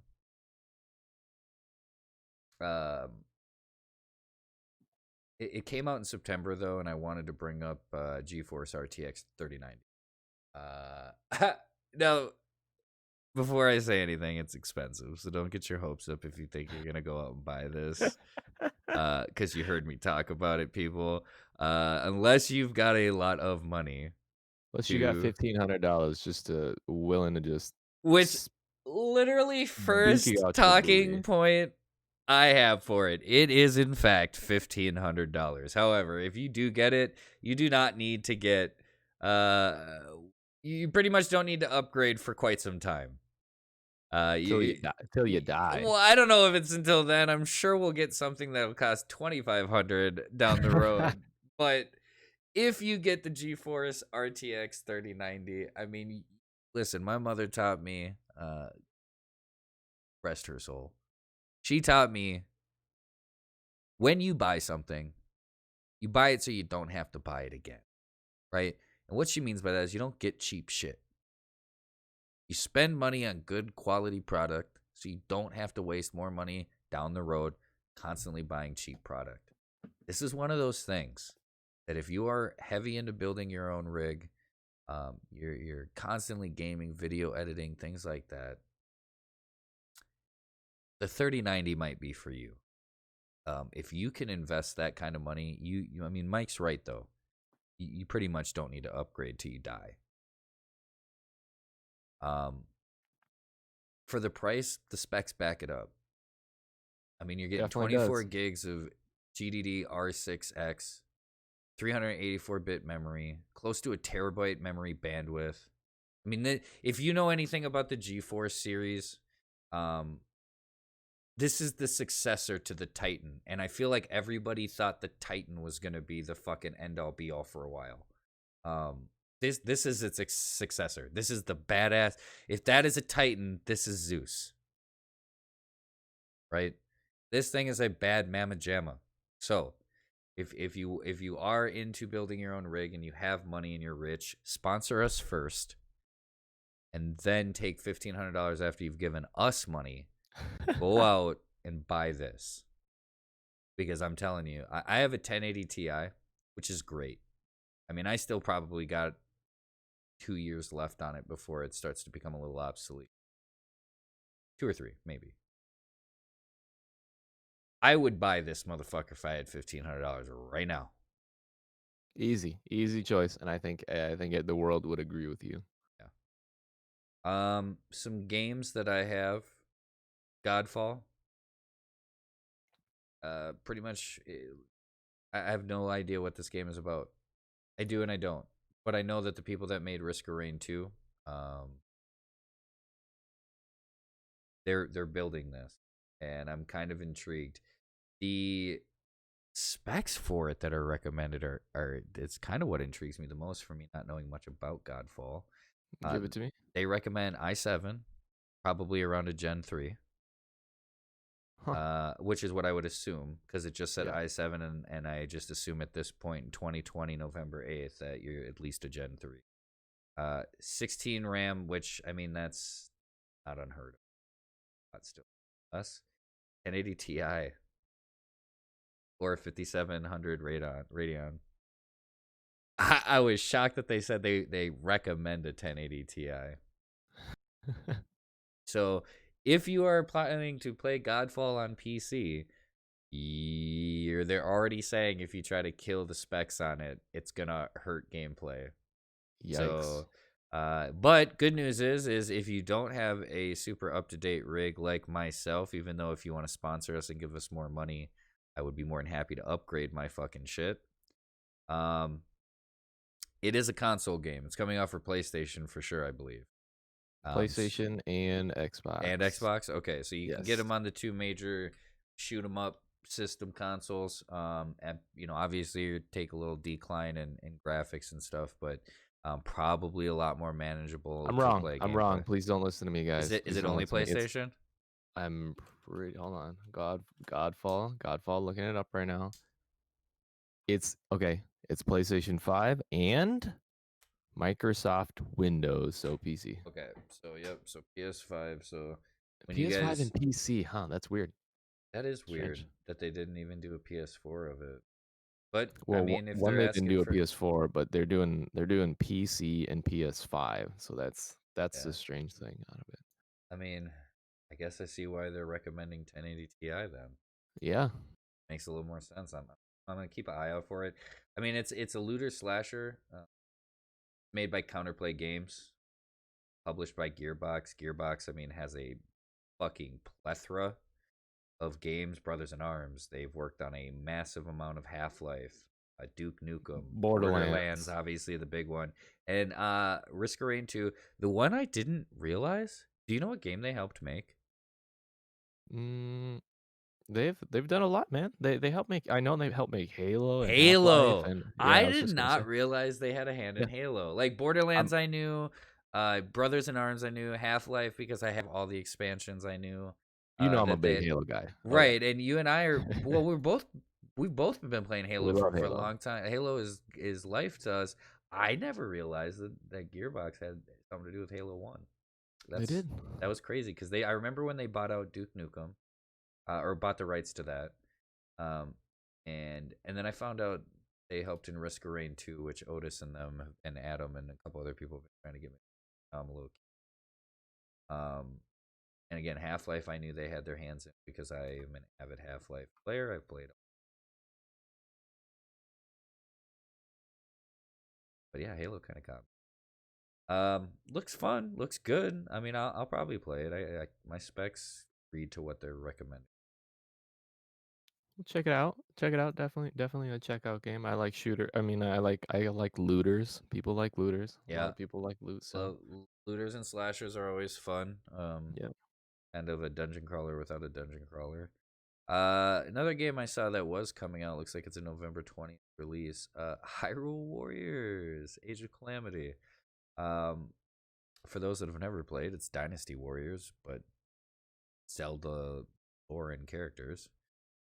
It's super fun if you're into Zelda, and it's just a hack and slash fun game. I mean, I haven't played a Dynasty Warriors for a while. I mean, it's probably been quite some time, but I always liked them. I did play the Hyrule Warriors, the first one that came out, and it was really fun. Again, it's just a hack and slash. It's not something you take super serious. You just waves of people you fuck up and rock constantly. Look fun. No, I might have to check it out. Nothing special there. We kind of covered all the major game releases in 30 days last week. So we missed a few. We missed a few actually. yeah, I know. I noticed that too. Because Valhalla is out this week as well. I know I didn't want to talk about it because I hate those. I hate those games so. And here's the thing, like I don't I like 'em heard they either. got turned around really well after the Odyssey one, like the Greek one, I think. This where you Doesn't matter. I don't like them either. But I don't. I gotta give it to the world. Miles Morales we talked about last week, morning cam. We did. Miles Morales, yep, and that's set to drop this week. I believe on the 12th after I was corrected on my yeah, Valhalla. I mean, it'll be for Oh, how anybody did who we likes those forget? games, Assassin's Creeds, they'll enjoy it. How did we forget? You know, prepare yourself, take a day off from work if you need to, but the most anticipated game this year is coming out. Just Dance 2021. It's Just coming out. Dance 2020. I saw that. I saw that. It was right in between Medal of Honor and 13, which are just next on my list. The new Medal of Honor I know nothing about, but I did love the old Medal of Honors, and it looks like it's got a single player, probably a multiplayer because it's Medal of Oh, Honor. hold the phone, folks. Hold the phone. Discussion that we had last week. Releasing this we can also transition into this too. NBA 2K21 Oh, is releasing 2K21, you COD for 2K PS5 players. You guys are trash. and Xbox. 2K is coming out. Is all the gamers, the real The gamers that real play COD gamers and in 2K 2K. You know, that are going to pick up go put your next gen consoles this chapless week. pants on. Go grab your game. Yeah. Go grab your game. Grab that dance game too. I did see they remastered 13. They did. I never played it. I know about it. I do. I've like looked into it before. But I mean, after so long. I mean, it was 2003. I'm not gonna go back and play it. I might now. I heard it had a really cool single player storyline. So As did I. As did I. I have not played it either, but as did I. yep, I saw there was a remake of that. And that kind of was. I'll wait till it gets to like $2. Buy it, but and then I do need to make a comment, and we talked about it a little bit yesterday. I have to apologize to Treyarch. They did not make the COD Infinite Warfare. No, they did not. That was Infinity Ward and Activision, which enough can be said about that. Infinity Ward, you disappoint me because you made Modern Warfare 1 and 2, and those were Right. wonderful games. And then Literally you one of come the out and best. you make that hot garbage. But I felt it was fair to at least apologize to Treyarch because I'm using that awful ass game. But don't get me wrong. We apologize to you, Treyarch, but we also do not apologize for you making games Right. for people that say they are gamers but only play 2K and COD. Absolutely. Absolutely. You got anything more on the game front there, Big Sexy? Yeah, I do. This week, folks, PS5, Xbox Series X coming out this week. Oh yeah, it's the big drop, isn't it? Yeah, big drop is this week, and coming from where we come from. God, I like saying the word come. I just game my man here, Flex Luthor, and myself. We have bonded heavily through Xbox, but with the new gens coming out, I'd like to know if you had to choose, which I know you're not going to choose because you are a PC gamer with I'll me choose. now. I'll choose. But please do choose. Please do choose between the two. I'm a PlayStation fan. And here's what I gotta say. So it's the product overall. I finally think I understand what Apple people mean. Because I loved Xbox. Technically I started off PlayStation. Technically I started off Nintendo. If we're gonna go to the PlayStation Xbox war, I started off PS1, PS2, probably one of my favorite systems, both of them. Then got an Xbox, was introduced to Halo, then Xbox, and then Xbox 360. Both I bought. I then finally bought a PlayStation 3 and hated shooters on it. I did not like playing shooters with a controller, a PlayStation Xbox controller. But the layout was better. The layout was just better. I really enjoyed the PlayStation. It's like Sony's layout just felt clean, felt smooth. The games were fun. The exclusive games I really enjoyed. Xbox was becoming Gears of War, Halo, and Duty. Those were the three majority games played on an Xbox. And 2K. And that's and it. 2K. And that's And it. that's it. I felt like PlayStation had a much greater depth and diversity to their games. And I think PlayStation continued to do that till this day. If I had to choose right now, because I didn't buy an Xbox One, there was no need. Master Chief Collection came out on fucking PC. I no longer needed to go and get an Xbox One. I would get a PlayStation. I love the format, the setup, even though it looks like a Wi-Fi router now.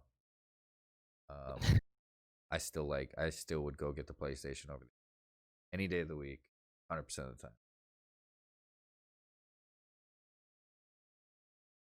I won't disagree. Being a Halo fan for as long as I can goddamn remember, I am gonna have to go with you there. I would take a PS5 over a new Xbox. Yep. Better exclusives. Yeah, that's what it boils down to for me. What it boils down.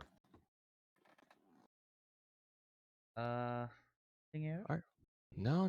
All right, folks. Let's move on. Let's move Dead on through. Zone This is Pop gonna be the hottest Culture. topic. Let's hit pop culture first because I can run through this real quick. I just got a couple all right. things I want to do. Are we gonna talk about Denny Quaid the entire time again? No. Dennis Quaid and Jack Quaid. No, we're not gonna. Although every time I pop into our chat in Discord, I'm haunted by them. No, I just want to touch on some things that I've watched recently, and a lot of them have to do with pop culture things. So I just want to get these out the way. For my Dead Zone pop culture, talk about 2 shows and a documentary.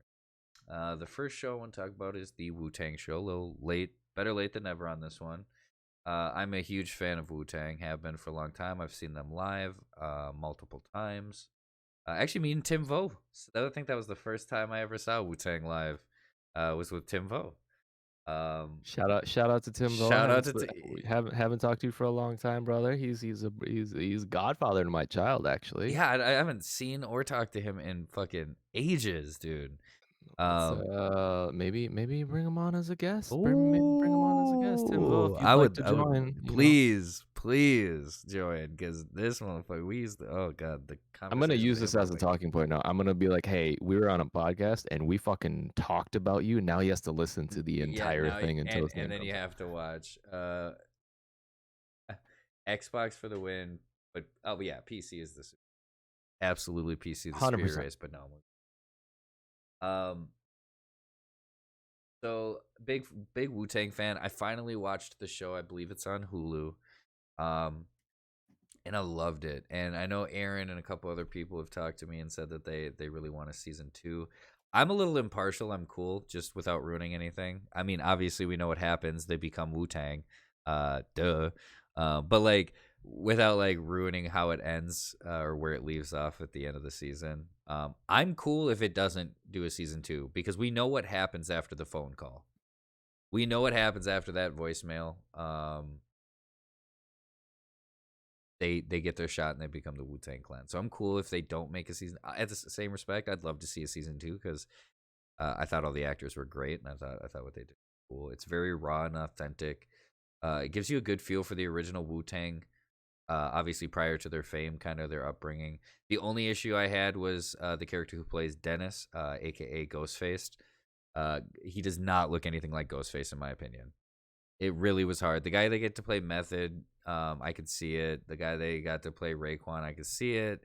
The guy they got to play RZA sounded like it. I could see it. The Jizza looked like the Jizza. Like and the person whoever they got to play Rakim, when Rakim comes and performs with Eric B, holy fuck, that looked just like him.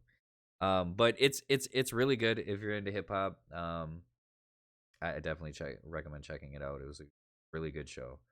Another one is Truth Seekers. Obviously Wu-Tang, huge impact on pop culture. These next two in the show, Truth Seekers, I would agree is the same.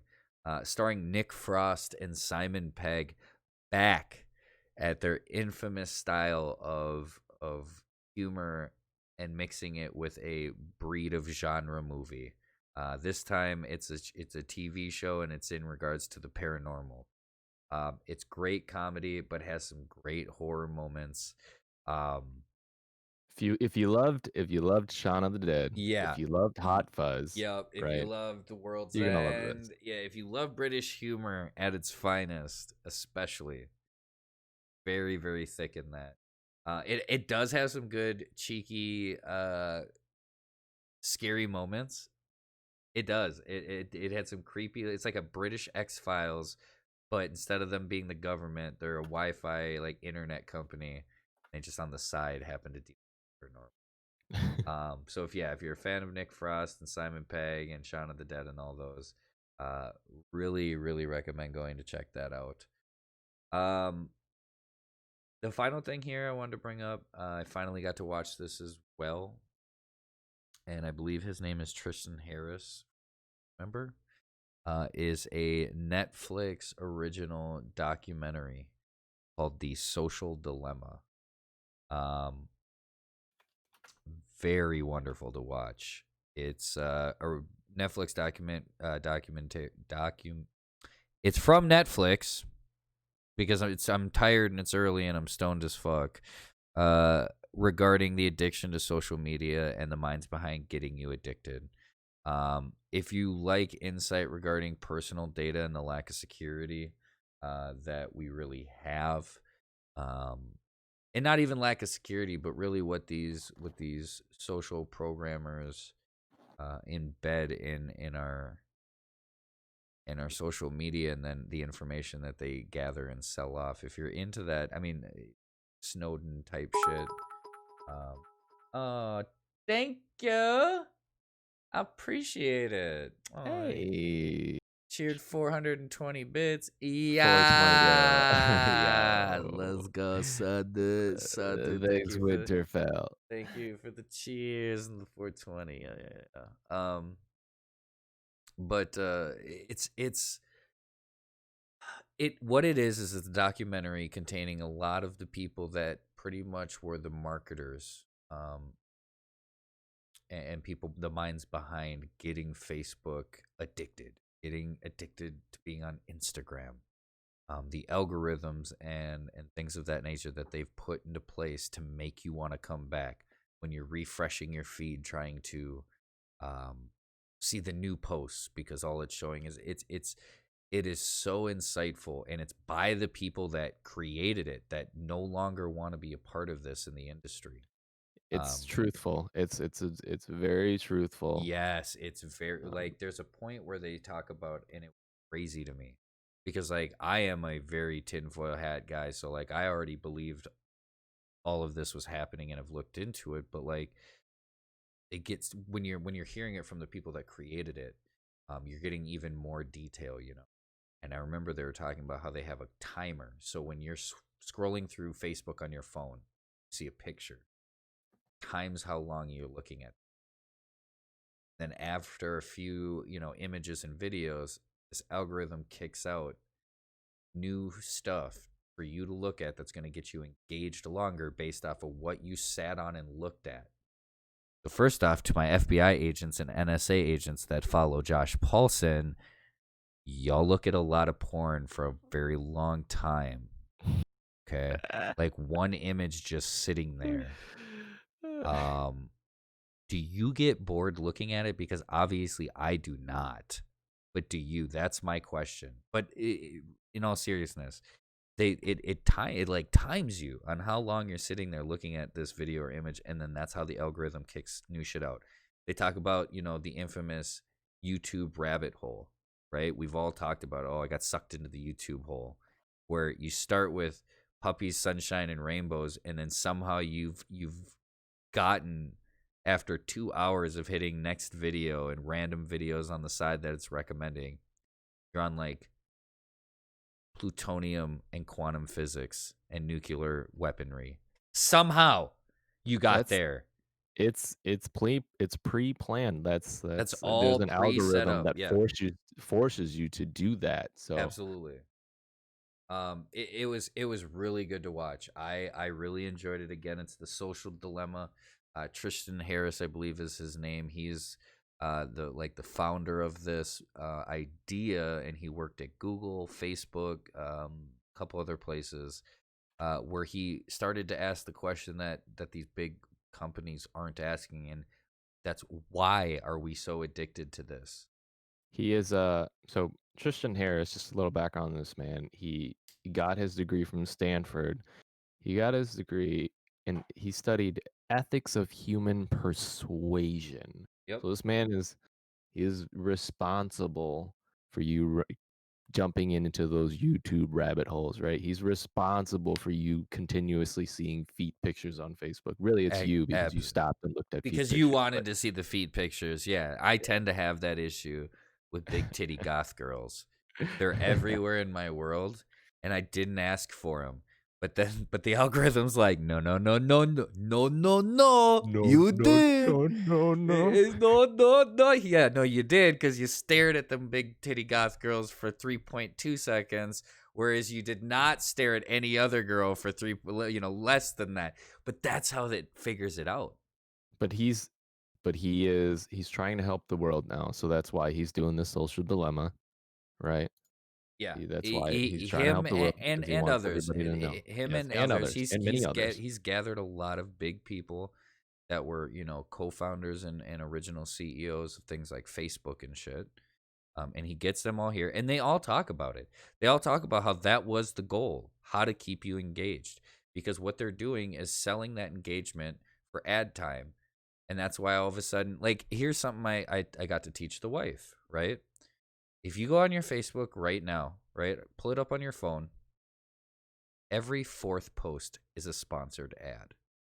That sponsored ad is different for everybody based on the algorithm. And see, I knew this before watching, and I brought it up during, because I don't think they bring up every four. But if you pull it up on your phone right now, every fourth post is a sponsored ad. You're welcome. I figured this out by just being on Facebook so much, but still being somewhat self-aware in this world. So some of you need to put your fucking phones down. Become a little more self-aware before you hop back on. Every fourth post, you're welcome. It targets you, and those sponsored ads are there for a reason, because these sponsors are buying that ad time. And the scary thing is what happens when those sponsors become things that influence and impact politics, life, medical shit. I mean, the false propaganda and shit you can use with Facebook and social media already, we talked about it a little bit last week, is so crazy. I mean, you look at some countries in Africa that have phones that are preloaded with Facebook that don't count as data usage. Where do you think these people are getting their news from? They're not going to pay data to go check a website. They're going to use Facebook. What happens when there's 200,000 fake Facebook accounts that are there to solely do one thing? But is it every third post? Ooh, that's worse. That means it's evolving. It's changing. Because just last week, Kelsey and I saw it. It was every fourth post. It was real post, real post, real post. Fourth post would be a sponsored ad. Real post, real post, real post, sponsored ad. But I mean, it's fascinating. I highly recommend checking out Social Dilemma. It's only about an hour and a half. It has a lot of great minds that discuss kind of what social media is doing and why it's doing it to you. Not just how it's doing it. Oh, there's this algorithm in it, but why? Why the money is where it's coming from, where it's going, what's funding it, the reasons why behind it. You got anything for pop culture there, Michael? No, No? nothing that you know what? There's a new show that did release on Netflix. I actually did not start this show. The wifey started this show. She did. It's called The Queen's Gambit. Okay, Um, does she like it so far? and I haven't I started it, but I've actually been eyeing it up. I'm eyeing it I up. actually I actually jumped on the train as she was watching it because it was wonderfully intriguing. Oh yeah, I'm gonna watch it. I've been eyeing it It's up so hard. if you are if you have the same thought process as of a logical thinker as myself, I'm very logical, right? There's a cause action to everything for me, and I will do things because they're logical.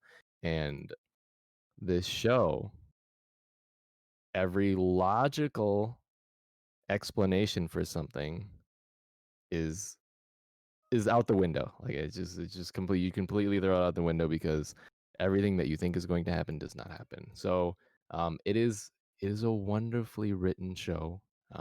It's set during the Cold War era, right? And Cam's asking what show is it called again? it's called the Queen's Gambit, right? And it's this chess prodigy. It's Netflix. this little girl, right? This little girl. Also, it's very empowering for young women in the world. You should see this too as well.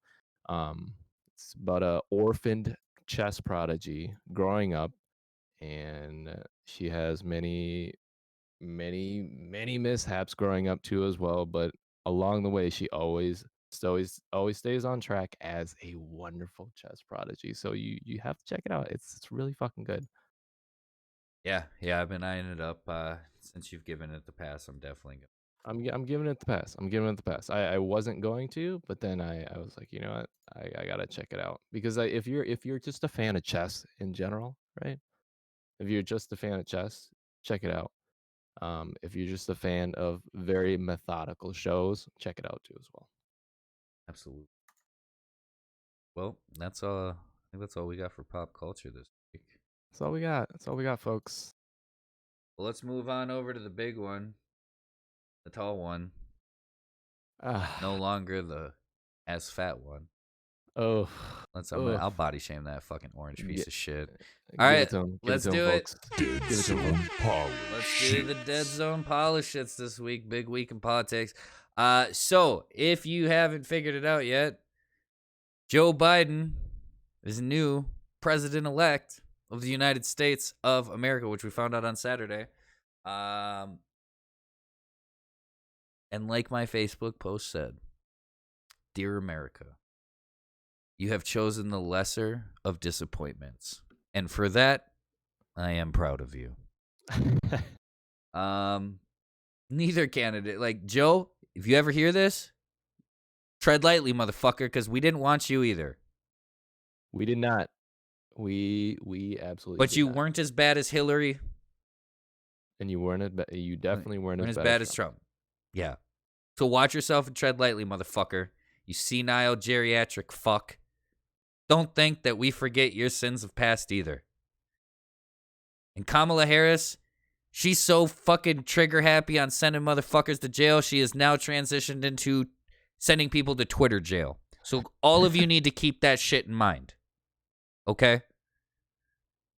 With that being said, thank fucking God, Trump is fucking out. Oh my God. However, I wanted to play a very, very quick audio clip. If any of you don't know that's listening, this motherfucker on like Wednesday and Thursday was literally trying to sue states. This is a fact. He was suing them for continuing counting after he was in the lead. He was trying to sue them to stop counting when Biden was making a comeback. So I want to play a short audio clip I pulled together of what Trump sounded like and his supporters. I hope you guys enjoy this.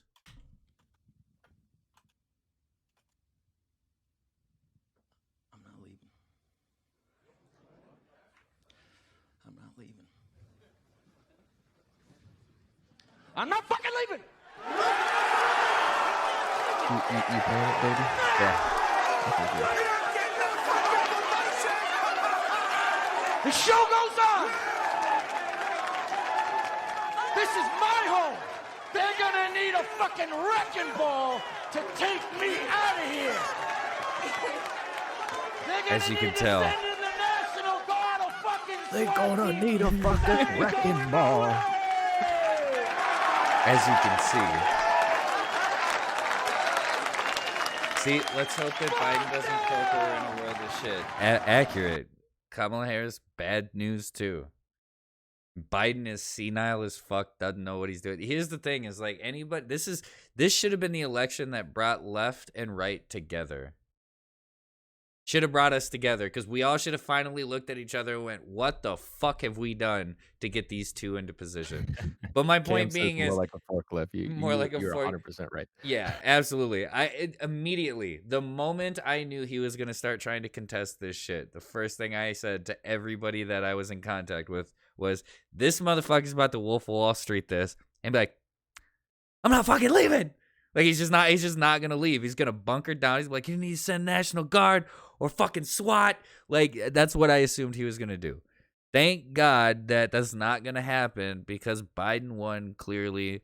And I'm at least excited for that. But again, Biden, shut the fuck up and do some things that are good for us, because come on. Okay. So this is what we have to think about, though. Everybody watching, America, my man Paulson here. Inauguration is not until January 20th. So Right. this man is going to sit in office for another like 70 plus days. He has a lot of things he can still do to just shit on all of us before Now, Inauguration Day. if he was smart, he also has a lot of time to do some things that could get him back if he said ran again after Joe Biden fucked up after his first term. If Joe Biden makes it that long. Right? Like, he Yes. could pardon Snowden and the other dude that I can never remember his name. But he could pardon those guys, right? And that would be huge. That would be fucking huge. That would be a moment where he's like, you're right, I lost, but before I leave, I want to do this because I think it's the right thing to do. Now, obviously, he's really doing it to try to buy off his voters for the next time, right? But it would be a good tactic. Again, this dude's a moron, so he won't go that route.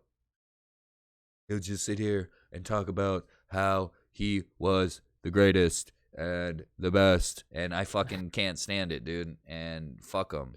But again, I'm not very excited about Biden being in there either. What I did think was lesser of the two evils. Lesser of the two evils. lesser of two evils, but we did this last time, and honestly, when Trump won and everybody's like, oh no, Trump won. I'm sorry, guys. If I voted, I probably would have voted Trump the first time over Hillary. I'm sorry, guys. I know that's not what people want to hear. And listen, like 1 year into Trump, I would have been like, fuck, man, I definitely voted in a racist. Right? Like, I'm not negating that. I wouldn't have been thinking like that, though, at the time. Right? I would have been thinking about how Hillary has literally had 800 people murdered. That's what I would have been thinking about. Facts, folks. Look it up. And for a gaming community, I would have talked about how Hillary literally is trying to ban M-rated games and has been, and blames Columbine and Doom. Facts. She is the reason Ladies for and that initial Doom is the cause for games. This rap music is the cause for whatever. Yeah, being a woman, I voted for Trump in 2016. Hillary came with too much baggage and she is corrupt as hell. 100%. Yeah. 100%. See, this is why I tell people there was a difference between quote unquote Trump supporters and people who voted for Trump the first time. Trump supporters are very ignorant, racist, redneck incest people, I would assume. But they're the ones that are like causing issues. No different than the far left Yep. that is also doing the same thing, but they're doing it for their cause, right? It you can be like I said, I would have voted Trump. There's no way in hell I will ever vote a fucking Clinton into office if I voted. No goddamn way am I voting a Clinton in. I don't give a fuck. I would have voted Trump 100 out of 100 times because Hillary is fucking trash. So I think the entire world shares the same sentiment, and that's why we're in the situation that we're in, right? Because he won. He won in 2016 because the whole world felt the same way. Should have given it to Bernie. But here it is. Yeah, oh yeah, definitely. Should have given it to Bernie then. Fuck them and gave it to Hillary and should have given it to Bernie instead. But here we are. 4 years later. Yep. And I am truly embarrassed. Because I'm embarrassed 100%. because we had Hillary and Trump in 2016, right? And then now we have Biden and Trump now in 2020. Like this in 4 years time, America. These are the two people. It's the best we got. This is the best we fucking got. Like really? And Honestly, of course, it's Bernie. Embarrassing. Of course, Uncle Bernie wasn't going to get it this time because he was already too old the first time, and that was the big issue. But apparently, Joe Biden ain't too old to fucking mix up his sister and his wife to forget that he's running for president and say he's running for senator. I mean, Jesus, come on. Did they even let him out to give the speech when he won? I'm assuming they just left him locked in whatever basement they have him in so he doesn't fuck up something else. They just got a bunch of wigs down there that he's coming up behind and sniffing. It's bad, man. Okay, bad. That man on some highlights of this election outside of the two shit candidates. Holy fuck, some of y'all states went blue, and I respect it. Georgia. Good for you. Good for you. Arizona, good for you. Good for you. Nevada, you could stop counting now. You can stop. I saw the best thing. I saw the best thing. It was this fucking video, and it's this guy, and he's like, "It's Nevada, not Nevada." And then it cuts to this girl, and he's like, "Why don't you get to Nevading them fucking counts up, you bitch, Nevada ass." And I was like, 100%. The eyes, all eyes on me for Nevada. Honestly, and they fucking suck, dude. Honestly, the highlight of my week of election week for me was the memes. The highlight of election week for me was no matter the outcome, us meme lords out there, we're ready for either way. Kanye or Joe Jorgensen could have fucking won, and we were ready, okay? We had the memes. That's what we had. It's like we were the Arby's of beef, bro. We have the memes, okay? I loved it. All the memes were great. And like quick too. Like when Nevada was the one that was fucking taken forever, I wake up to 30 new Nevada can't count memes, and they were great. Andy Dwyer, like, I don't know how to count, but at this point I'm too afraid to ask. Like, that was great to me. That one made me fucking giggle so hard. Somebody sent out the Brian McKnight back at one video when they were saying Nevada counting the ballots. Yes. And I started back a while. Yes. You fucking right. The meme. It was a meme lord. Just it's wonderful. Oh, it was great. I fucking loved it. The memes were, and they're still coming too. Now that Trump's lost, it's just memes where it's fucking shitting on Trump now. We've just designated how we're gonna go about it. But yeah, wonderful memes out of this. And let's give another highlight though. Let's give another highlight. And this is actually very important, coming with actually you and I, fathers of 2 daughters. This is something that I'm very happy to say. And my daughter's 12 years old, and I'm very proud to say in over 200 plus years, never happened. First female VP. First female VP. 200. It took us 200 years. Took us 200 fucking years. Could have been But AOC, guys. Just throwing that out there. It could have been AOC. We Definitely got could we have been got the AOC. we got the Wish version of fucking AOC. Just an She FYI. is killing the game right now. She is absolutely killing the game. But you know what? I'll take I'll it. take it. because I'll take it. Absolutely. First female, first black, first Yep. South Asian. Yep. My daughter got to be 200 plus years. alive in a time frame where we got a first like that. And I 100% agree. As much as I give Kamala Harris shit, I do. She still is breaking ground. Yes, And this I think this is and paving the way. It could be much worse, right? Hillary could have been our first major female in office like that, right? And at president. And to me, I think that would be like the vanilla ice of politics. I do. Like, everybody at first would be like, Hillary, because Trump lost. And then in about 60 days, we got Suge Knight hanging Hillary over a fucking balcony in West Side Hollywood. Okay? That's what would have happened. But, yes, as much as I give her shit too, she is a fighter. She doesn't put up with bullshit. And she does get results. So, I mean, some of those results, yes, are putting a lot of people of color in prison. This is the fact. Any community. It's not just like This the is black true. community. Like, she has a notorious run of putting anybody that is not white in jail. But she has done some good things. And I don't want to negate from that. Because now we have a female vice president, and that is extraordinary and tremendous and exciting. She said something. She said something that was actually almost put a tear. Almost made a tear run down my face because I was thinking about my 12-year-old daughter, and she said in Delaware during her first speech when they announced it, Mhm. while I may be the first woman in office, I may not be the last. Oh, So that paves the yeah. way. And that's what I love because again, we have people like AOC and shit that are gonna be coming up, Ilhan, things like that are gonna make these. I mean, they're gonna make runs eventually. And Oh, they're here's the killing the crazy game. thing. And Killing the game here's now. my favorite part. Just wait till we get our first run with a female president and VP. First run ever. Where it's Dynamic duo. oh my god, dude. I'm waiting for it. I am.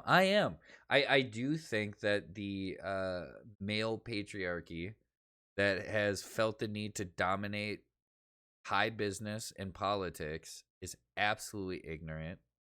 It stems from a time frame and age in our history of things like hysteria being a word that in my opinion should be derogatory now,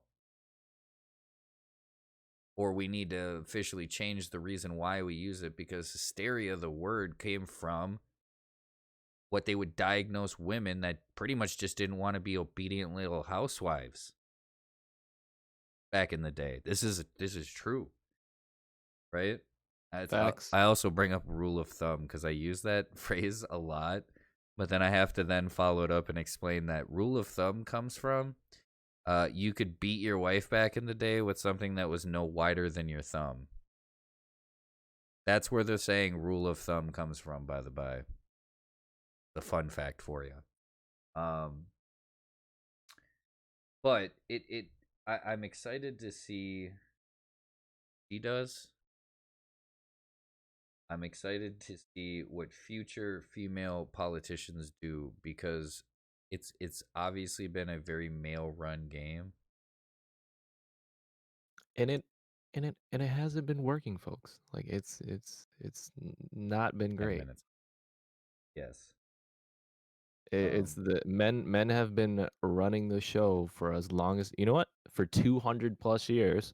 Right. Men have been running That's the just show, this and country. it's not been working. It is absolutely not been working. So please, Yeah. open your eyes.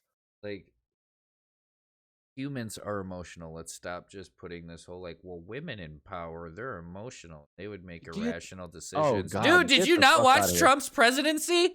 Exactly. That motherfucker made all that. Like, go back to his Twitter. Like, literally, even 24 hours ago. Okay, that man is hysterical. I won't even Mass jump into that hysteria, rabbit hole. yeah. I won't even jump into that rabbit hole because please, world, Like- normalize men having emotions too as well. And because- normalize that women aren't just emotional fucking baggage. Exactly. Like, Jesus fucking Christ. Like, I nonetheless, I'm excited for the female politicians out there moving forward, as long as you're not a Clinton. Okay, as long as you're not a Clinton, I'm pretty much for you. I want to throw a fun fact out there, real quick. Kanye got beat, obviously, but he got beat by D's nuts by like 13% from 2016. In 2016, D's nuts got like 13% more votes than Kanye West did.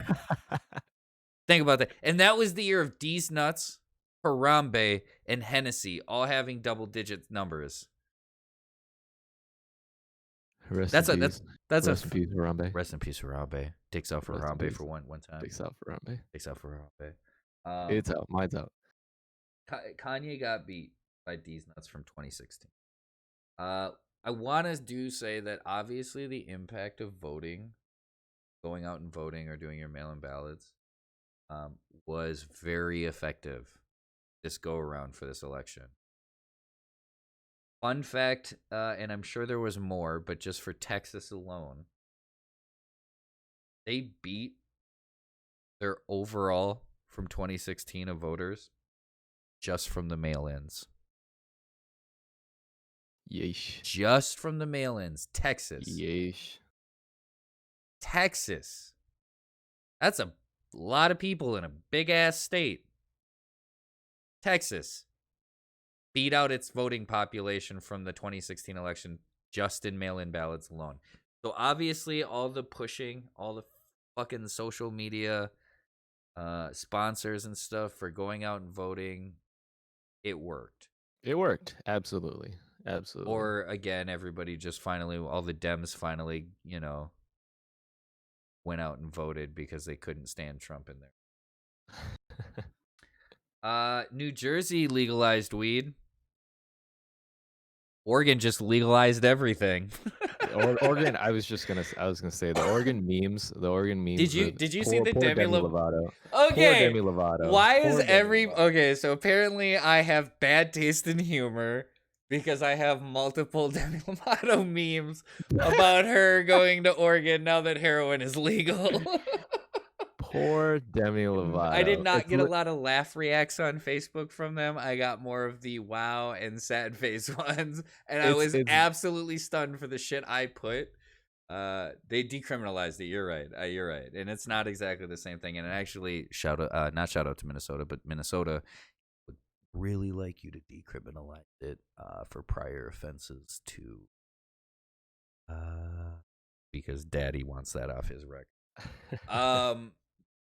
But, yeah,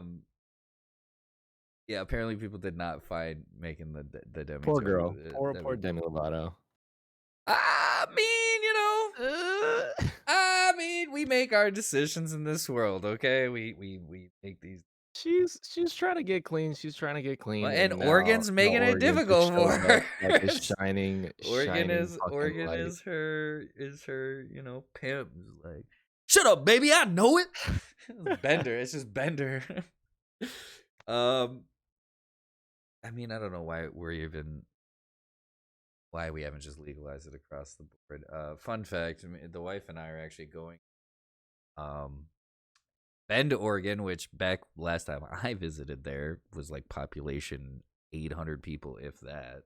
Like 10 people. Yeah, for real. Now it has it's apparently popping off over in Bend, Oregon. Shout out Bend, Oregon. We've scheduled a week in Bend, Oregon, staying in a 2-room apartment above the dispensary that's located Please come back Bend, alive Oregon. and sober. Well, I'll come back alive. That's a guarantee. But that'll be fun. While I'm in Bend, Oregon, I probably now will just look to do a bunch of excessive drugs as well. Because if it's decriminalized, then eventually I'll just move out there and they can't get about it. But there That was a is lot of also when that's also when this podcast dies. I'm just letting you guys know. no. Flex Luthor will not be I will streaming do anymore. I will do 8 a.m. Central Time, which means I would have to be up at 6 a.m. if I moved out to Oregon. So I'm really taking dedication for you guys. But actually, a lot of states had been passing the bill, either for medicinal or recreational. Jersey, obviously, being one that just recently passed, which I believe was for recreational. I want to say Pennsylvania or somewhere in that area was medicinal because they didn't have that yet. Hopefully, Minnesota, we can make that a thing. Your boy is an avid user. I think it's, to be honest, it helps with a lot of things. It's been scientifically proven. It's like the reason why we don't use. I feel like such a fucking hippie when I talk about this, but just from like a standpoint economically and like sustainability. Sustainability. I got you, baby. I got Thank you. you, baby. Like when I talk about hemp product, I'm not this like we should be doing hemp, but like realistically, hemp paper is better. It's more affordable. It's easier to make. It's more durable. So is their rope Have and you many used other hemp products. lotion? Oh, hemp Have you lotion is used the hemp best. Oh, lotion? 100%. We It's got the tons. best. It's the best. Like literally, hemp could be used for. And I know that's two different pieces of the same branch, kind of, but or same But we're plant, if talking you about would. productivity wise, But like, yeah, and it's like you're right. we could. 100%. The fact that we haven't just made it recreational across the board for everybody, and then started, utilizing other parts like hemp and shit. I think that's ridiculous at this point, and that we still haven't legalized it. When statistically showing, starting from Colorado and moving around the U.S. and states that then legalized it after, economically they're doing great. Fully funded fire departments and police departments, fully funded schools. I mean, come on. Stop. Let them tax the fucking 15% they're gonna, and we'll pay for that shit like cigarettes. And decriminalize selling it, you fucks. Make it easier to get a fucking license for that shit. I don't want to do that. That's a lot of work, but like, fuck. Why are we still at this point where we're trying to pass it? Just federal level that shit.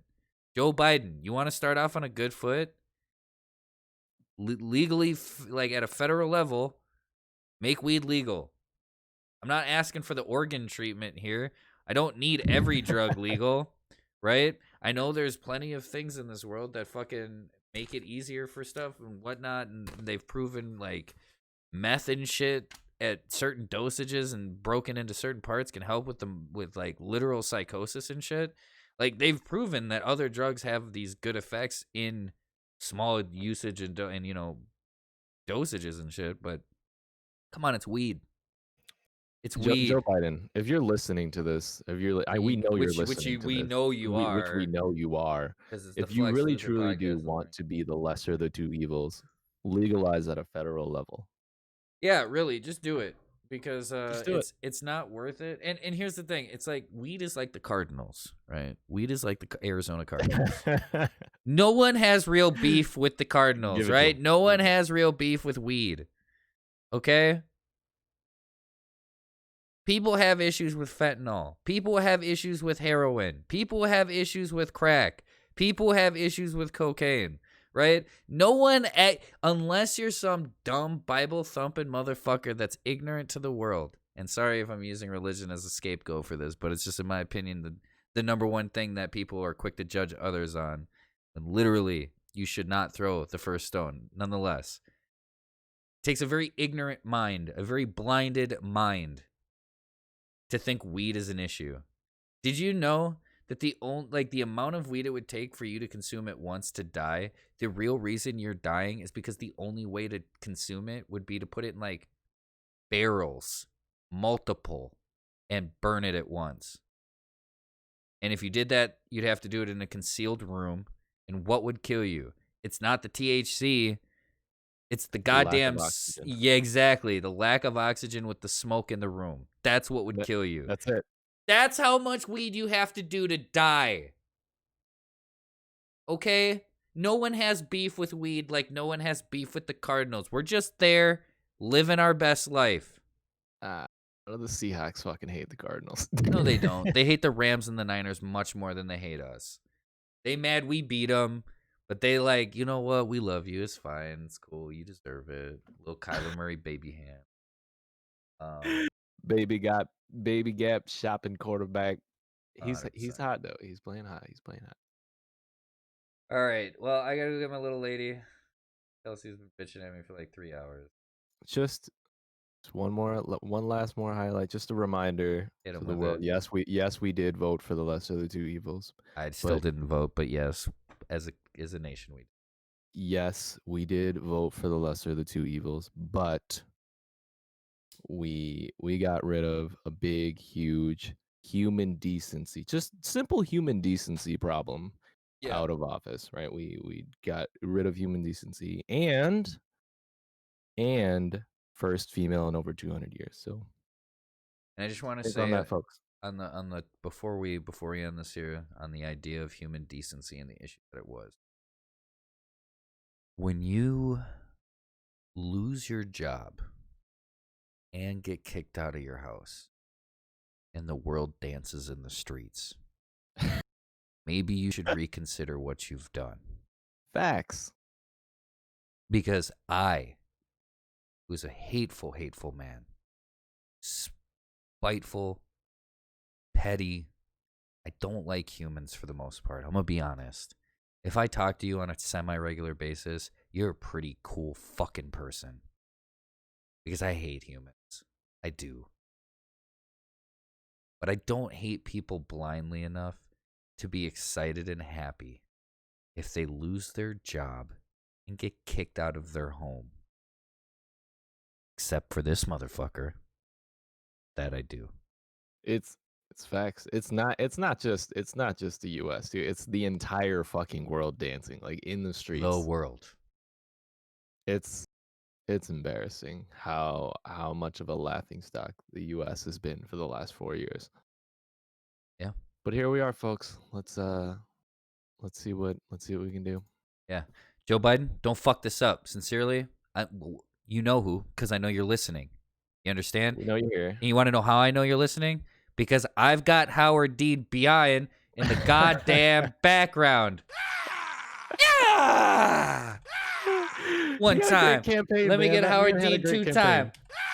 Let me get a Howard Dean 3 time. All right. Thank you for joining Lex Luthor's Dead Zone podcast in the morning at 8 a.m. to prove to his bitch-ass wife he can be up this early. Episode 2, and we were up this early, and I only got like 4 hours of sleep. I hate you. I hate me too. For the rest of you, thanks for joining in. Thanks for chatting. I appreciate everybody. Thanks for the 420 biddy or the cheers. Appreciate it. To everybody that joined in again, love y'all. Mike, I'll talk to you soon, I'm sure. Got you, BB. All right. Y'all have a wonderful day. Go Cardinals. God bless America. I'm out. Welcome to Flex Luthor's Dead Zone podcast in the morning at 8 a.m. to prove to his bitch-ass wife he can be up that early. Oh my god, it's